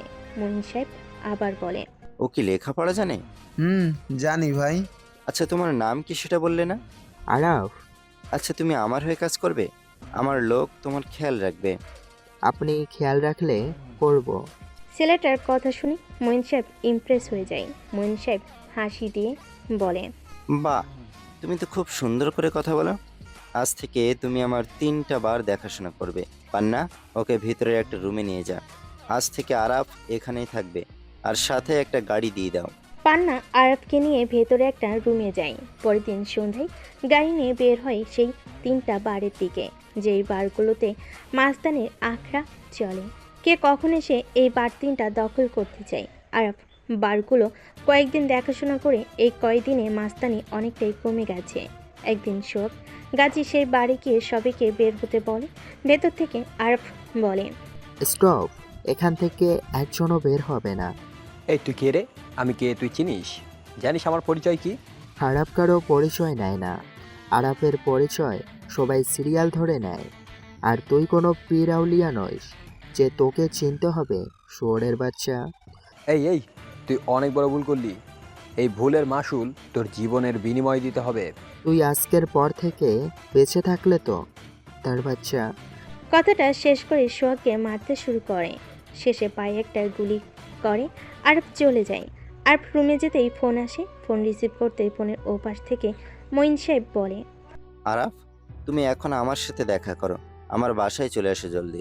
আরব আর দেরি করে না, সাথে সাথে গাড়ি নিয়ে মঈন সাহেবের বাসায় চলে যায়। তুমি সোহাগ গাজীকে মেরেছো? মেরেছি। আমার জায়গায় হলে আপনিও তাই করতেন। আমি হলে তাকে মেরেই ফেলতাম। তাকে কেন বাঁচিয়ে রাখলে? আচ্ছা শোনো, রোহিতকে মেরে ফেলতে হবে, সাথে তার মেয়ে জেরিকেও গুলি করবে। এই নাও পিস্তল, এখানে বাপ মেয়ের ছবি আছে। যাওয়ার আগে একটা গল্প বলি শোনো। পুরুষ যত শক্তিশালী হোক না কেন, একটা মেয়ের সামনে তাকে হাঁটু গেড়ে বসতেই হয়। মেল ফিমেল মাকড়াসা ওদের বন্ডিং শুরু থেকে ভালো না থাকলেও পরে সে গভীর সম্পর্ক হয়ে যায়। মানে মহিলা মাকড়াসা শারীরিক মিলনের জন্য জোর করে, পুরুষ মাকড়াসারও যৌবনে ধাক্কা আসে। একদিন পুরুষ মাকড়াসা মহিলা মাকড়াসার সাথে মিলন করে। তার কিছুদিন পর মহিলা মাকড়াসা বুঝতে পারে সে প্রেগনেন্ট হয়েছে। ঠিক তখন মহিলা মাকড়াসা পুরুষ মাকড়াসাকে কাছে ডাকে। মহিলা মাকড়াসা মনে মনে চিন্তা করে, আমি এখন প্রেগনেন্ট, সে অন্যজনের সাথে মিলন করবে, তখন আমার প্রতি তার ভালোবাসা কমতে থাকবে। সেদিন মহিলা মাকড়াসা পুরুষ মাকড়াসাকে মেরে খেয়ে ফেলে, যাতে অন্য কারোর সাথে শারীরিক সম্পর্ক করতে না পারে। আমি কি বলতে চাইছি তুমি নিশ্চয়ই বুঝতে পেরেছ। আমার কথাটা মাথায় রেখে তুমি সব সময় কাজ করবে। মেয়ের এসব নিকৃষ্ট খেলাগুলো সুন্দরভাবে খেলতে পারে, যেটা তুমি আমি খালি চোখে দেখতে পারি না। এই নাও, বাইরে তোমার জন্য নতুন গাড়ি রাখা আছে। ঠিক তখন আরব গাড়ি নিয়ে বের হয়। মঈন সাহেবের দেওয়া ঠিকানা মতো আরব চলে যায়। মঈন সাহেব নিজেও জানতো না রোহিতের ঠিকানা, তাই মঈন সাহেব জেরির ঠিকানা দিয়ে দেয়, কারণ রোহিত তার মেয়েকে দেখতে আসবে। আরব গাড়িতে বসে আছে জেরির কলেজের সামনে। সেদিন কলেজে একটা কনসার্ট ছিল, সেখানে অনেক মানুষের আনাগোনা ছিল। আরব গাড়িটা সাইড করে ভেতরে প্রবেশ করে। জেরি হিন্দি গানের সাথে সুন্দর নৃত্য করছে। আরব হলরুমে দরজার পাশে দাঁড়িয়ে দেখছে। মেয়েটা দেখতেও মাশাআল্লাহ। আরব পিস্তল বের করে আবারও কোমরে গুজে রাখে। এরপর আরব বেরিয়ে আসে গাড়ির কাছে। গাড়িতে বসে আছে কিছু সময় পর একজন বয়স্ক লোক ভেতরে প্রবেশ করে। অনেক মানুষের আনাগোনা থাকায় আরফ লোকটাকে হারিয়ে ফেলে। সেদিন চলে যায়। পরের দিন সকালে আরফ আবার আসে কলেজে। জেরিও তার বান্ধবী সহ একটা গাছের নিচে বসে আছে।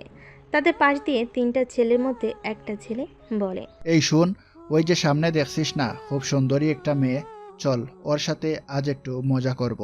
3টা ছেলে জেরির কাছে গিয়ে জেরির দিকে তাকিয়ে থাকে। জেরি কিছু বলার আগে ছেলেটা বলে, দূর থেকে কমলা মনে হলেও কাছ থেকে যে পুরো আপেলের মতো রে। বেবি, তোমার বুকের ভেতর লকেটটা সেই লাগছে।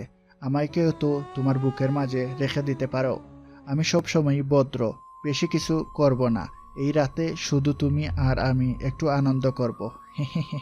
জেরি ছেলেটাকে কিছু বলতে গেলে ছেলেগুলো চলে যায়। কিছুটা দূর থেকে আরব সব দেখছে। জেরির সামনে দিয়ে আরব ছেলেগুলোর কাছে চলে যায়।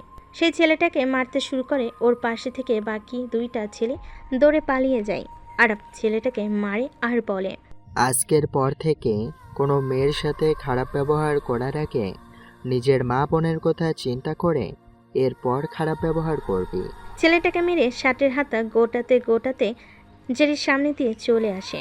তাদের মধ্যে থেকে একটা মেয়ে বলে ওঠে, উফ, ছেলেটা দেখতে কি স্মার্ট, মাথায় বড় বড় চুল, মুখে চাপদাড়ি। আমার একটা ছেলে যদি আমাকে পছন্দ করতো, আমি আমার সব কিছু উজাড় করে দিতাম তাকে। মিম, তুই চুপ করবি? ও শুধুই আমার। আসলে ছেলেটাকে প্রথম দেখাতেই আমি ক্লাস খাইছি রে দোস্ত, আমি ওরা চাই। তোরা থামবি? আরব সেদিন চলে যায়। পরের দিন আবার আসে। সকাল গড়িয়ে দুপুর হয়ে আসছে, তবুও জেরিকে দেখতে পারছে না। এদিক সেদিক খোঁজার চেষ্টা করছে। তখন জেরি আরফের গাড়ির মধ্য থেকে বলে উঠল, এই যে মিস্টার, আমাকে আমার বাসা পর্যন্ত পৌঁছে দিবেন? কি হলো বলেন? আরব কোনো কথা না বলে ড্রাইভিং সিটে গিয়ে বসে। আপন মনে গাড়ি ড্রাইভ করছে। পিছন থেকে জেরি বলে উঠল, আপনার নাম কি? এটাই তো জানা হলো না। আরাফ। শুধুই আরাফ? আগে পিছে কিছুই নাই? ছেলেটা তবুও কথা বলল না, শুধু লুকিং গ্লাসে মেয়েটাকে দেখছে। আপনার বাড়ি কোথায় বলেন? আরও সামনে। Wait, ice cream ice cream ice cream please. গাড়িটা একটু সাইড করেন না, আমি আইসক্রিম খাবো। শুধু 2টো আইসক্রিম নেব, চলে আসবো। আমি আইসক্রিম খাই না। 2টোই আমার জন্য, আপনার জন্য না, ওকে? এত বেশি আইসক্রিম খাওয়া ভালো না। আইসক্রিম খেতে আসলেন, যদি আপনাকে কেউ মেরে দেয়? আইসক্রিমের জন্য মরতে নয়, মারতে পারি। এরপর জেরি আইসক্রিম নিয়ে এসে আরবের পাশে বসে আর বলে, লুকিং গ্লাসে আর আমাকে দেখতে হবে না, এবার পাশ থেকে যত ইচ্ছা দেখতে পারেন। আরব চুপ করে ড্রাইভ করছে। কিছুটা রাস্তা আসার পর জেরি বলে, ওই যে ওই বাড়িটাই সামনে রাখুন, ওইটাই আমার বাড়ি। মেয়েটা গাড়ি থেকে নেমে গেটের কাছে গিয়ে আবার ফিরে এসে বলে, এত দূর আসলেন, ভেতরে আসবেন না? না। কথাটা শুনে জেরি বাড়ির ভিতরে চলে যায়। আরফ গাড়ি নিয়ে চলে আসে। আকাশটা ভারী হয়ে আছে, মনে হয় ঝুম বৃষ্টি নামবে। সকাল থেকে ভারী বৃষ্টি হচ্ছে। এমন সময় জেরির কল। আরফ কল রিসিভ করতেই জেরি বলে, আরাফ, গাড়ি নিয়ে জলদি আসো তো, এক জায়গায় যেতে হবে। Any problem? No problem, you first coming Araf. এরপর আরফ গাড়ি নিয়ে জেরির বাসার সামনে চলে আসে। আজ জেরি নীল রঙের শাড়ি পরেছে। দেখতেও বেশ মায়াবী লাগছে নীল শাড়িতে। আজ জেরির মুখ দেখেই বোঝা যাচ্ছে কিছু একটা হয়েছে। জেরি কিছু বলছে না। একটা বড় শপিং মলের সামনে গিয়ে গাড়ি থামাতে বলে, জাস্ট 5 মিনিটস ওয়েট আরাফ। বাইরে বৃষ্টি হচ্ছে। জেরি গাড়ি থেকে নেমে ভেতরে প্রবেশ করে। আর কিছু একটা ভেবে পিস্তলটা কোমরে নিয়ে ভেতরে প্রবেশ করে। একটু এগিয়ে যেতে জেরি এসে বলে, সরি আরাফ, আমার কাজিন আসেনি, চলো বাসায় যাব। আরিফ গাড়ি ড্রাইভ করছে আর কিছু একটা ভাবছে। জেরিকে বাসার সামনে ছেড়ে দিয়ে কিছুটা দূরে এসে মনে হলো কালো রঙের একটা গাড়ি শপিং মলের সামনে ছিল। আবার সেই গাড়ি জেরির বাসার সামনে। বিষয়টা আরাফের কাছে রহস্যময় মনে হয়। আরাফ গাড়ি ঘুরিয়ে জেরির বাসার সামনে চলে যায়। দরজা জোরে জোরে ধাক্কা দিলে জেরি এসে দরজা খুলে দেয়। আরাফ, তুমি হঠাৎ? আর কিছু না বলে জেরিকে ধাক্কা দিয়ে ভেতরে প্রবেশ করে। ভেতরে গিয়ে একটা বয়স্ক লোককে মারতে শুরু করে। জেরি আরাফের পায়ে ধরে কান্না করতে করতে বলে, আরাফ প্লিজ মেরো না আরাফ, প্লিজ তুমি আমার কথা শোনো প্লিজ, প্লিজ আরাফ। আমি সব বলছি বাবা, আমাকে মেরো না, আমি সব বলবো। কেন এমন করেছিলি বল? আমি ওই অফিসের সাধারণ একজন কর্মচারী ছিলাম। আমি আগে জানতাম না বিজনেসের নামে ওরা বেআইনি কাজগুলো ওই অফিসে বসে করতো। কিন্তু ওদের মধ্যে থেকে একজন বলে ওর কথা মতো আমি যদি কাজ না করি ওরা আমার মেয়ে জেরিকে মেরে ফেলবে। এরপর আমি রাজি হই। একদিন ওরা বলেছিল মহিন সাহেবকে মেরে ফেলার নতুন নকশা তৈরি করতে। আমি জানতাম মহিন সাহেব আমাকে ছেড়ে দেবে না, আর না করলে ওরা আমাকে সহ জেরিকে ছেড়ে দেবে না। এরপর আমি সব কিছু করি। এরপর ওরা বলে এই প্ল্যান যদি সাকসেস না হয় ওরা আমাকে মেরে ফেলবে। এরপর আমি একদিনের রাতে চট্টগ্রাম শহর ছেড়ে ঢাকা চলে আসি। সেদিন আরাফ চলে আসে। পরদিন জেরি কলেজে যায়। কলেজ থেকে বেরিয়ে দেখে আরাফ গাড়ির মধ্যে বসে আছে। জেরি আরাফের গাড়িতে উঠে বসে। চলো আরাফ, এই নাও জুস খাও। আরাফ জেরির দিকে তাকাচ্ছে আর গাড়ি ড্রাইভ করছে। মাঝে মাঝে জুসের বোতলে চুমুক দিচ্ছে। বাসার সামনে গিয়ে আরাফের হাত ধরে বাসার ভেতরে নিয়ে যায়। ওই যে মহিন সাহেব বলেছিল একজন পুরুষ যত শক্তিশালী হোক না কেন একটা মেয়ের কাছে থাকে হাঁটু গেড়ে বসতেই হয়। ঠিক তাই জেরি আরাফকে নিয়ে তার বেডরুমে যায়। জেরি আরাফকে খাটের উপর ফেলে দিয়ে আরাফের বুকের উপর বসে শরীর থেকে সব কিছু খুলে দেয়। জেরিকে এমন অবস্থায় দেখে আরাফ আর নিজেকে কন্ট্রোলে রাখতে পারে না। আরাফ জেরিকে জড়িয়ে ধরে।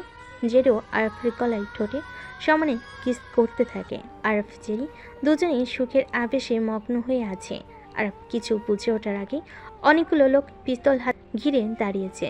আরপদে মারতে থাকে। ওরা সংখ্যায় বেশি থাকে। জেরিকে উঠিয়ে নিয়ে যায়।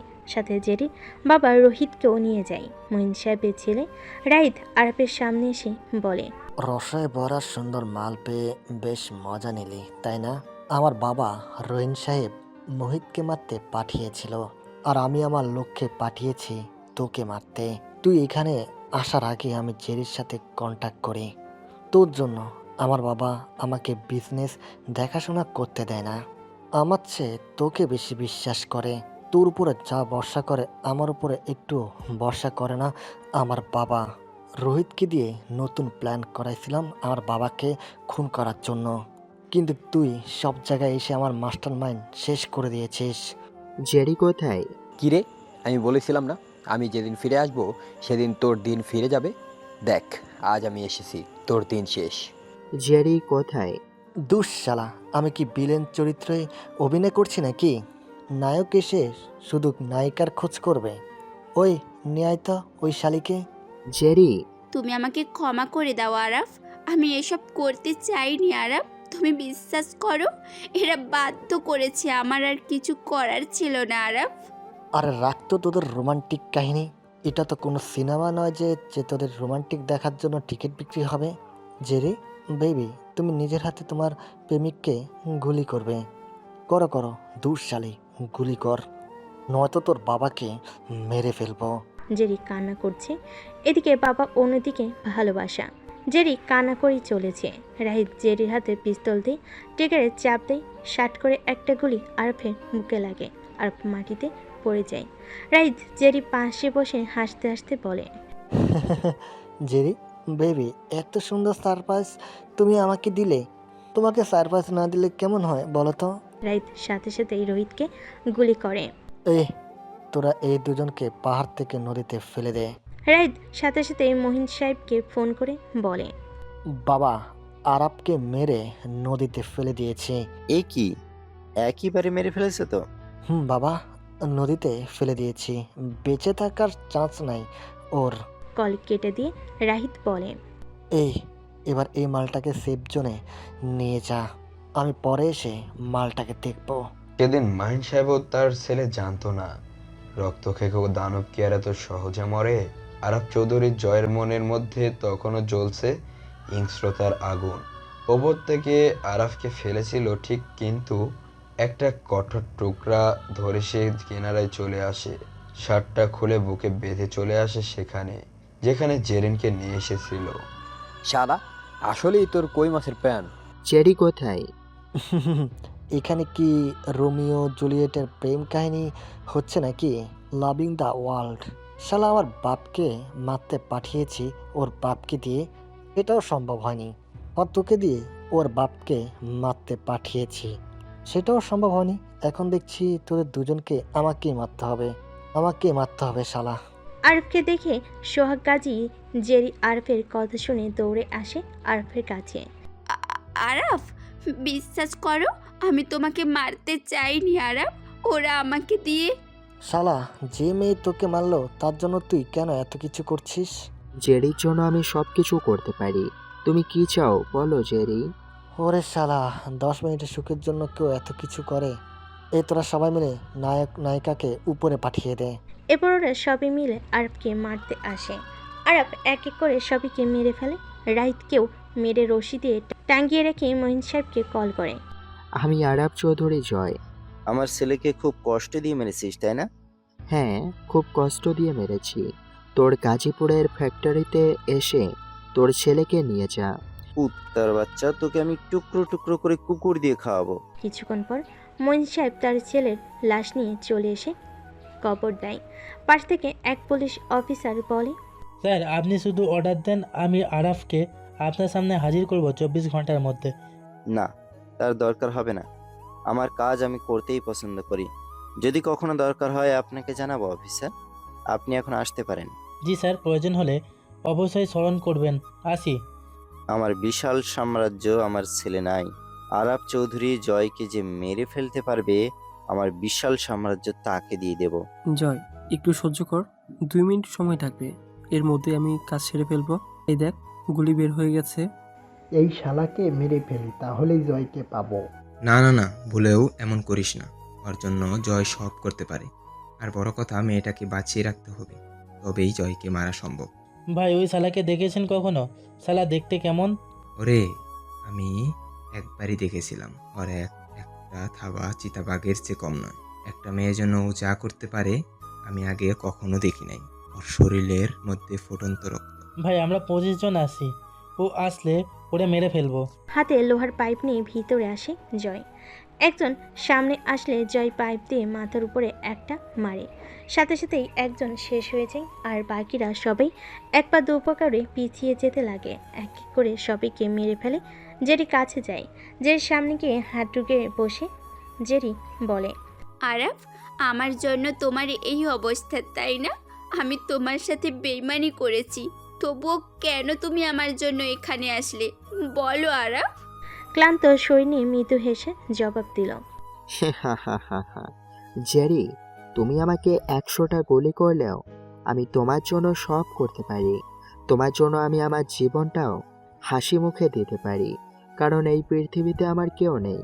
তোমাকে দেখার পর আমার জীবনের নতুন পথ দেখতে পেয়েছি, বড্ড ভালোবেসে ফেলেছি। এখন আমার নিঃশ্বাসে মিশে গেছো।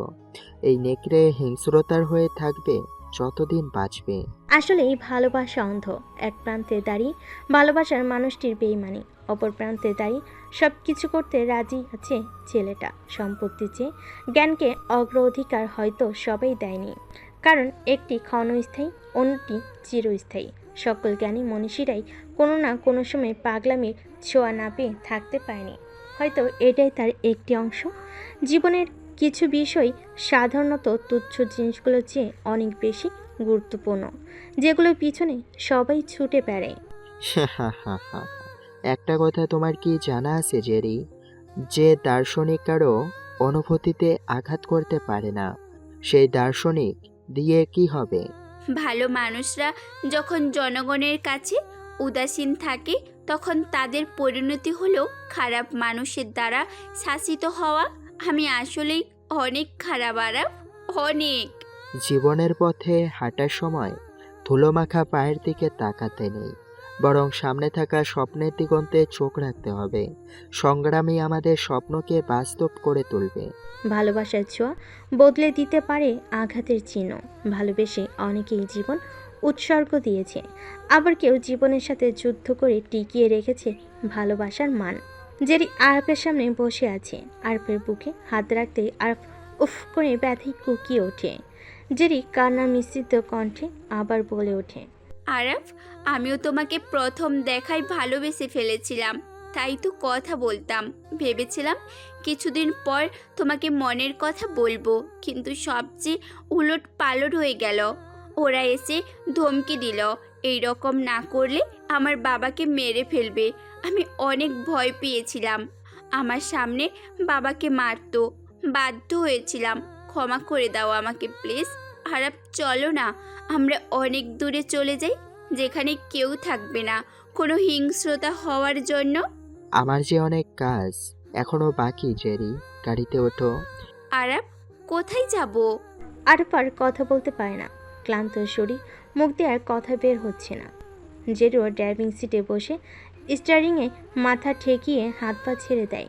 গাড়ির স্পিড কম থাকে, একটা গাছের সাথে লেগে গাড়ি বন্ধ হয়ে যায়। অন্যদিকে মহিন সাহেব তার লোককে বলে, আরাফ কোথায়? বস, ও মেয়েটাকে নিয়ে চলে গেছি। তোরা কতজন ছিলি? 25 জন বস। এই শহরে কেউ নাই যে আরাফকে মারতে পারে। আমি না শব্দটার শুনতে চাই না। ওর লাশ চাই, লাশ। ফোন বাজছে, রিসিভ করছো না কেন ডার্লিং? ধরেছি, কেউ কথা বলে না। রিসিভ করে কি বলেছিলে? কি বলবো, ফোন রিসিভ করে হ্যালো বলেছি। ঠোঁটে জ্বলন্ত সিগারেট। মাহফুজ তার স্ত্রীকে জড়িয়ে ধরে বলে, তোমার কাছে আসলে আমি নিজেই পাগল হয়ে যাই বেবি। আর তোমার শরীর থেকে ভেসে আসা মিষ্টি সুবাস, আহ! ও ডার্লিং, তোমার যা মিষ্টি ভয়েস, হয়তো তোমার ভয়েস শুনেই ফোনের ওপাশে থাকা লোকটি বেহুশ হয়ে গেছে। কথাগুলো বলেই আবার ফোনটা রিসিভ করে কথা বলতে থাকে। বিথি কবুতরকে খাবার দিতে দিতে বলে, রোমান্টিক কী করে হতে হয় তোরা আমার জামাইয়ের কাছ থেকে শিখে নে। তোরা একটু বেশি রোমান্টিক হলেও কিছু ডিম বেশি পাওয়া যেত। ডার্লিং, আসছি সোনা, বলো কি হয়েছে? বাসায় নতুন মেহমান আসবে, তুমি তোমার স্পেশাল লাড্ডু বানিয়ে রেখো, যেটা খেতে অনেক মজাদার হয়। ওকে সোনা, তুমি কোনো টেনশন নিও না, আমি আমার মতো করে বানিয়ে রাখবো। এরপর লোকটা বাইক নিয়ে চলে যায়, হাতে কিছু একটা লেখা। বাইক চালাতে চালাতে বারবার হাতের দিকে দেখছে কি লেখা আছে তাতে, আর কি খুঁজছে মাহফুজ। এটা হয়তো আমার আপনার অজানা কি কথোপকথন হয়েছিল ফোনে। রাস্তার পাশে একটা গাড়ি দেখে থেমে যায় লোকটা। পরনে লুঙ্গি, হাঁটুর উপরে পড়া। গাড়ির গ্লাসে নকলে যেই ক্লান্ত শরীর নিয়ে গ্লাস নামিয়ে দেয়। মাহফুজ জেরিও আরবকে নিজের বাসায় নিয়ে আসে। আরবকে খাটের উপর শুয়ে দিয়েছে।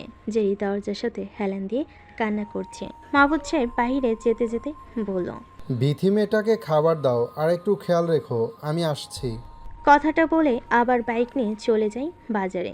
সেখানে গিয়ে কাউকে ফোন দিয়ে বলে, কিরে, আমি বাজারে অপেক্ষা করছি, 20 কেজি খাসির মাংস আর 4 কেজি মুরগি জলদি নিয়ে আয়, আমি বাজারে অপেক্ষা করছি।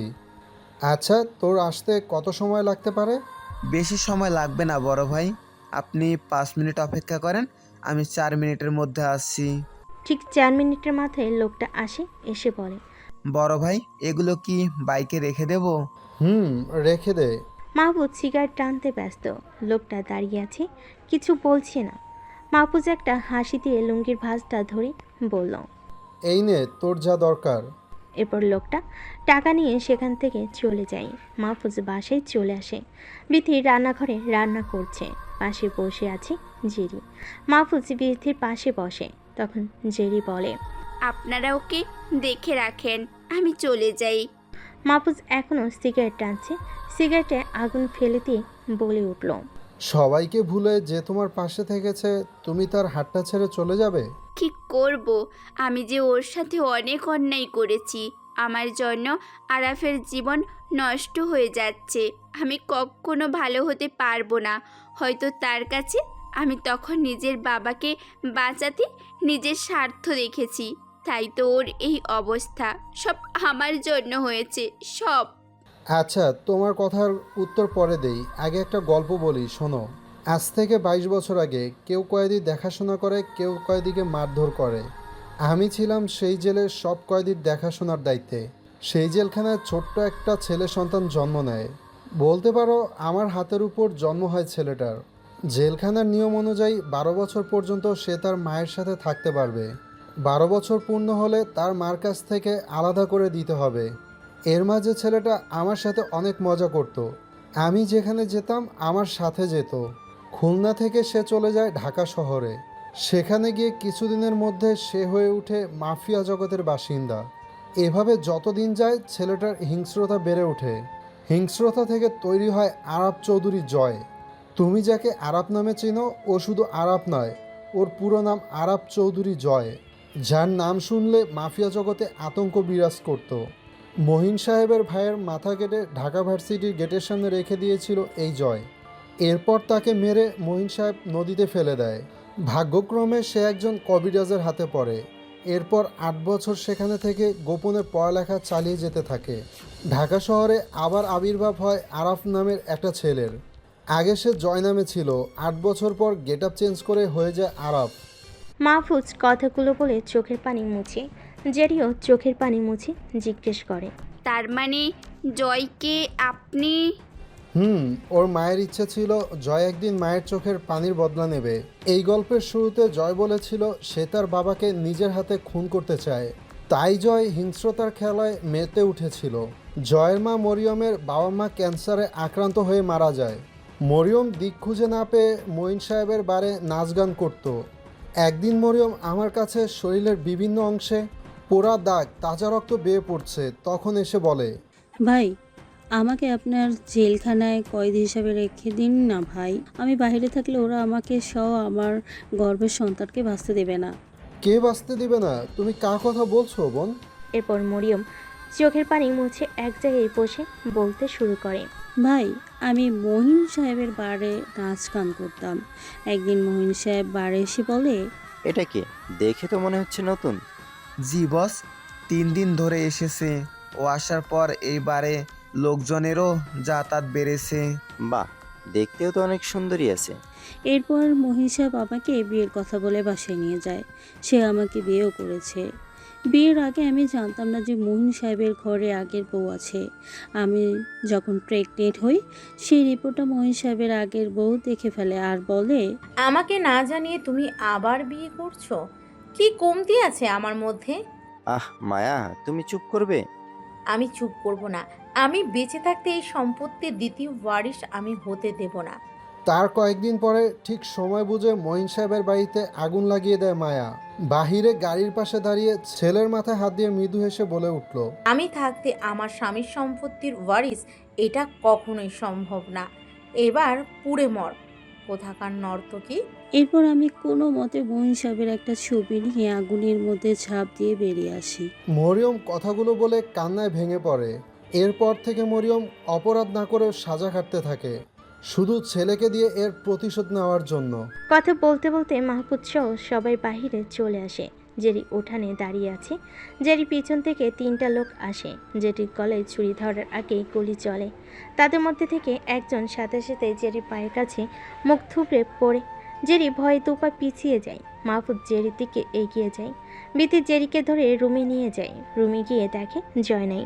জেরি দৌড়ে মাহফুজের কাছে এসে বলে, জয় রুমে নাই। জয় কোথায়? ভয়ের কিছু নেই, জয় ফিরে আসবে। তোমাকে সেফ রাখার জন্য জয় তোমাকে এখানে নিয়ে এসেছে। তোমার শরীর দুর্বল থাকায় তুমি গাড়ির কন্ট্রোল হারিয়ে ফেলেছিলে। জয় সব কিছুই সিয়ামের সাথে শেয়ার করতো। সিয়াম কল করে তোমাদের গাড়ির নাম্বার আমাকে দেয়।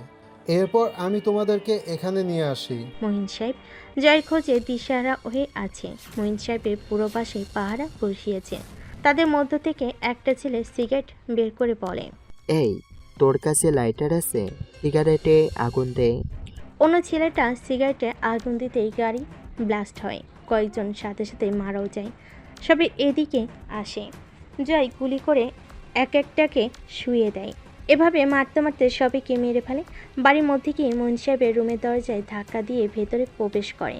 মঈন সাহেব হাসি দিয়ে বলে, আয় জয় আয়, আমার লোক তোকে পাগলা কুত্তার মতো খুঁজে বেড়াচ্ছে, আর তুই আমার বাড়িতে কি আজব, তাই না জয়? তুই একটা মেয়ের জন্য আমাকে মারতে চাস? আমাকে মেরে আমার তাজা রক্ত তোর হাতে মাখিয়ে তুই ঠিকই ফিরে যাবি, কিন্তু সেখানে গিয়ে তুই আর সেই মেয়েটাকে পাবি না। সে অনেক দূরে চলে যাবে। জেরির জন্য আমি সব করতে পারি। জেরি আমাকে রেখে কোথাও যাবে না। একটা পুরুষ যতই শক্তিশালী হোক না কেন, একটা মেয়ের কাছে হাঁটু গেড়ে বসতেই হয়। এটা আপনার কথা স্যার। আমার কথা তুই আমাকেই ফিরিয়ে দিলি জয়। মায়ের পাশে রুম থেকে একটা কুড়াল নিয়ে এসে বলে, আমার ছেলের খুনি তোমার সামনে দাঁড়িয়ে আছে আর তুমি তার সাথেই কথা বলছো? মঈন সাহেব হাত ইশারা করে মায়াকে থামতে বলে। মায়ের আগে জয়ের দিকে কুড়াল ছুঁড়ে মারে। জয় একটু সাইড হলে কুড়াল জয়ের পাশ দিয়ে চলে যায়। জয় মায়ের দিকে পিস্তল তাক করে। তখনই মহিন সাহেব বলে, না না না জয়, তুই আমার বউকে মারিস না। ও ছাড়া আমার আর কেউ নাই। তুই তো আমার সব কেটে নিয়েছিস। জয়ের কপাল বেয়ে রক্ত পড়ছে। ডান হাত দিয়ে কপালে রক্ত মুছে হাসতে হাসতে বলে, স্যার, এই মহিলাকে মারবো বলে ঠিক করে আছি আজ থেকে 10 বছর আগে, আর আপনি আজ বলছেন ওকে না মারতে। কেন তুই ওকে মারতে চাস? কারণ এই মহিলা আমার মাকে মেরে ফেলতে চেয়েছিল আগুনে পুড়িয়ে। ওর জন্য আপনি আজ বলছেন ওকে না মারতে। তার মানে তুই মরিয়মের ছেলে? জয় কিছু না বলে মায়াকে গুলি করে। গুলিটা গিয়ে মায়ের কপালে লাগে। মায়ের সাথে সাথে দেওয়ালে হেলান দিয়ে বসে পড়ে। ঠিক সেই সময় মহিন সাহেবের ফোন আসে। ফোন রিসিভ করতে ফোনের ওপাশ থেকে বলে, মহিন সাহেব বাঁচতে চাইলে বেরিয়ে আসুন। মহিন সাহেব কিছু না বলে ফোন রেখে দেয়। জয়ের দিকে তাকিয়ে আবার বলে, কি হলো বললি না? তুই কি মরিয়মের ছেলে? হ্যাঁ, আমার মা মরিয়ম, যাকে আপনার এই স্ত্রী আমার মাকে আগুনে পুড়িয়ে মারতে চেয়েছিল। মইন সাহেব ধীরে ধীরে জয়ের দিকে এগিয়ে আসতে থাকে। জয়ও মইন সাহেবের দিকে এগিয়ে যায়। মইন সাহেব এসে জয়কে জড়িয়ে ধরে। জয় জড়িয়ে ধরে মহিন সাহেবকে বলে, আমি আসলে অনেক খারাপ রে জয়। মইন সাহেব জয় দুজনকে জড়িয়ে ধরে আছে। আজ থেকে 10 বছর আগে জয়ের মায়ের বলা কথা জয়ের কানে বেজে ওঠে। মানুষকে যে ক্ষমা করতে পারে সেই তো আসল মানুষ হয়ে ওঠে। আমি মানুষ হতে চাই না মা, আমি হিংস্রতা হতে চাই। হিংস্রতা। আমাকে মেরে ফেল জয়, আমাকে মেরে ফেল। হ্যাঁ স্যার, আপনাকে তো মারতেই আমার এত মিশন। আপনাকে না মারে। জয় মইন সাহেবকে পেটে একটা করে গুলি করে আর বলে, আপনাকে যে মারতেই হবে স্যার, তা না হলে এই হিংস্রতার খেলা চলতেই থাকবে। আমি চাই না সুন্দর জীবনে নতুন করে আবার কেউ হিংস্রতার জন্ম দিক। সেদিন জয় সবাইকে মেরে মাফিয়ার জগৎ হিংস্রতার খেলা শেষ করে। শেষ হয়ে যায় মইন সাহেব নামের ভয়ঙ্কর নাম। আর পুরো শহরে গড়ে ওঠে হিংস্রতা। শহরে আতঙ্কের নাম আরাফ চৌধুরী জয়। তো হ্যালো ভালোবাসার মানুষগুলো, গল্পটা কেমন হয়েছে তা অবশ্যই কমেন্ট করে জানাবেন। আর এরকম সুন্দর সুন্দর গল্প পেতে অবশ্যই আমাদের চ্যানেলটা সাবস্ক্রাইব করে বন্ধু হয়ে পাশে থাকবেন। ধন্যবাদ সবাইকে। আল্লাহ হাফেজ।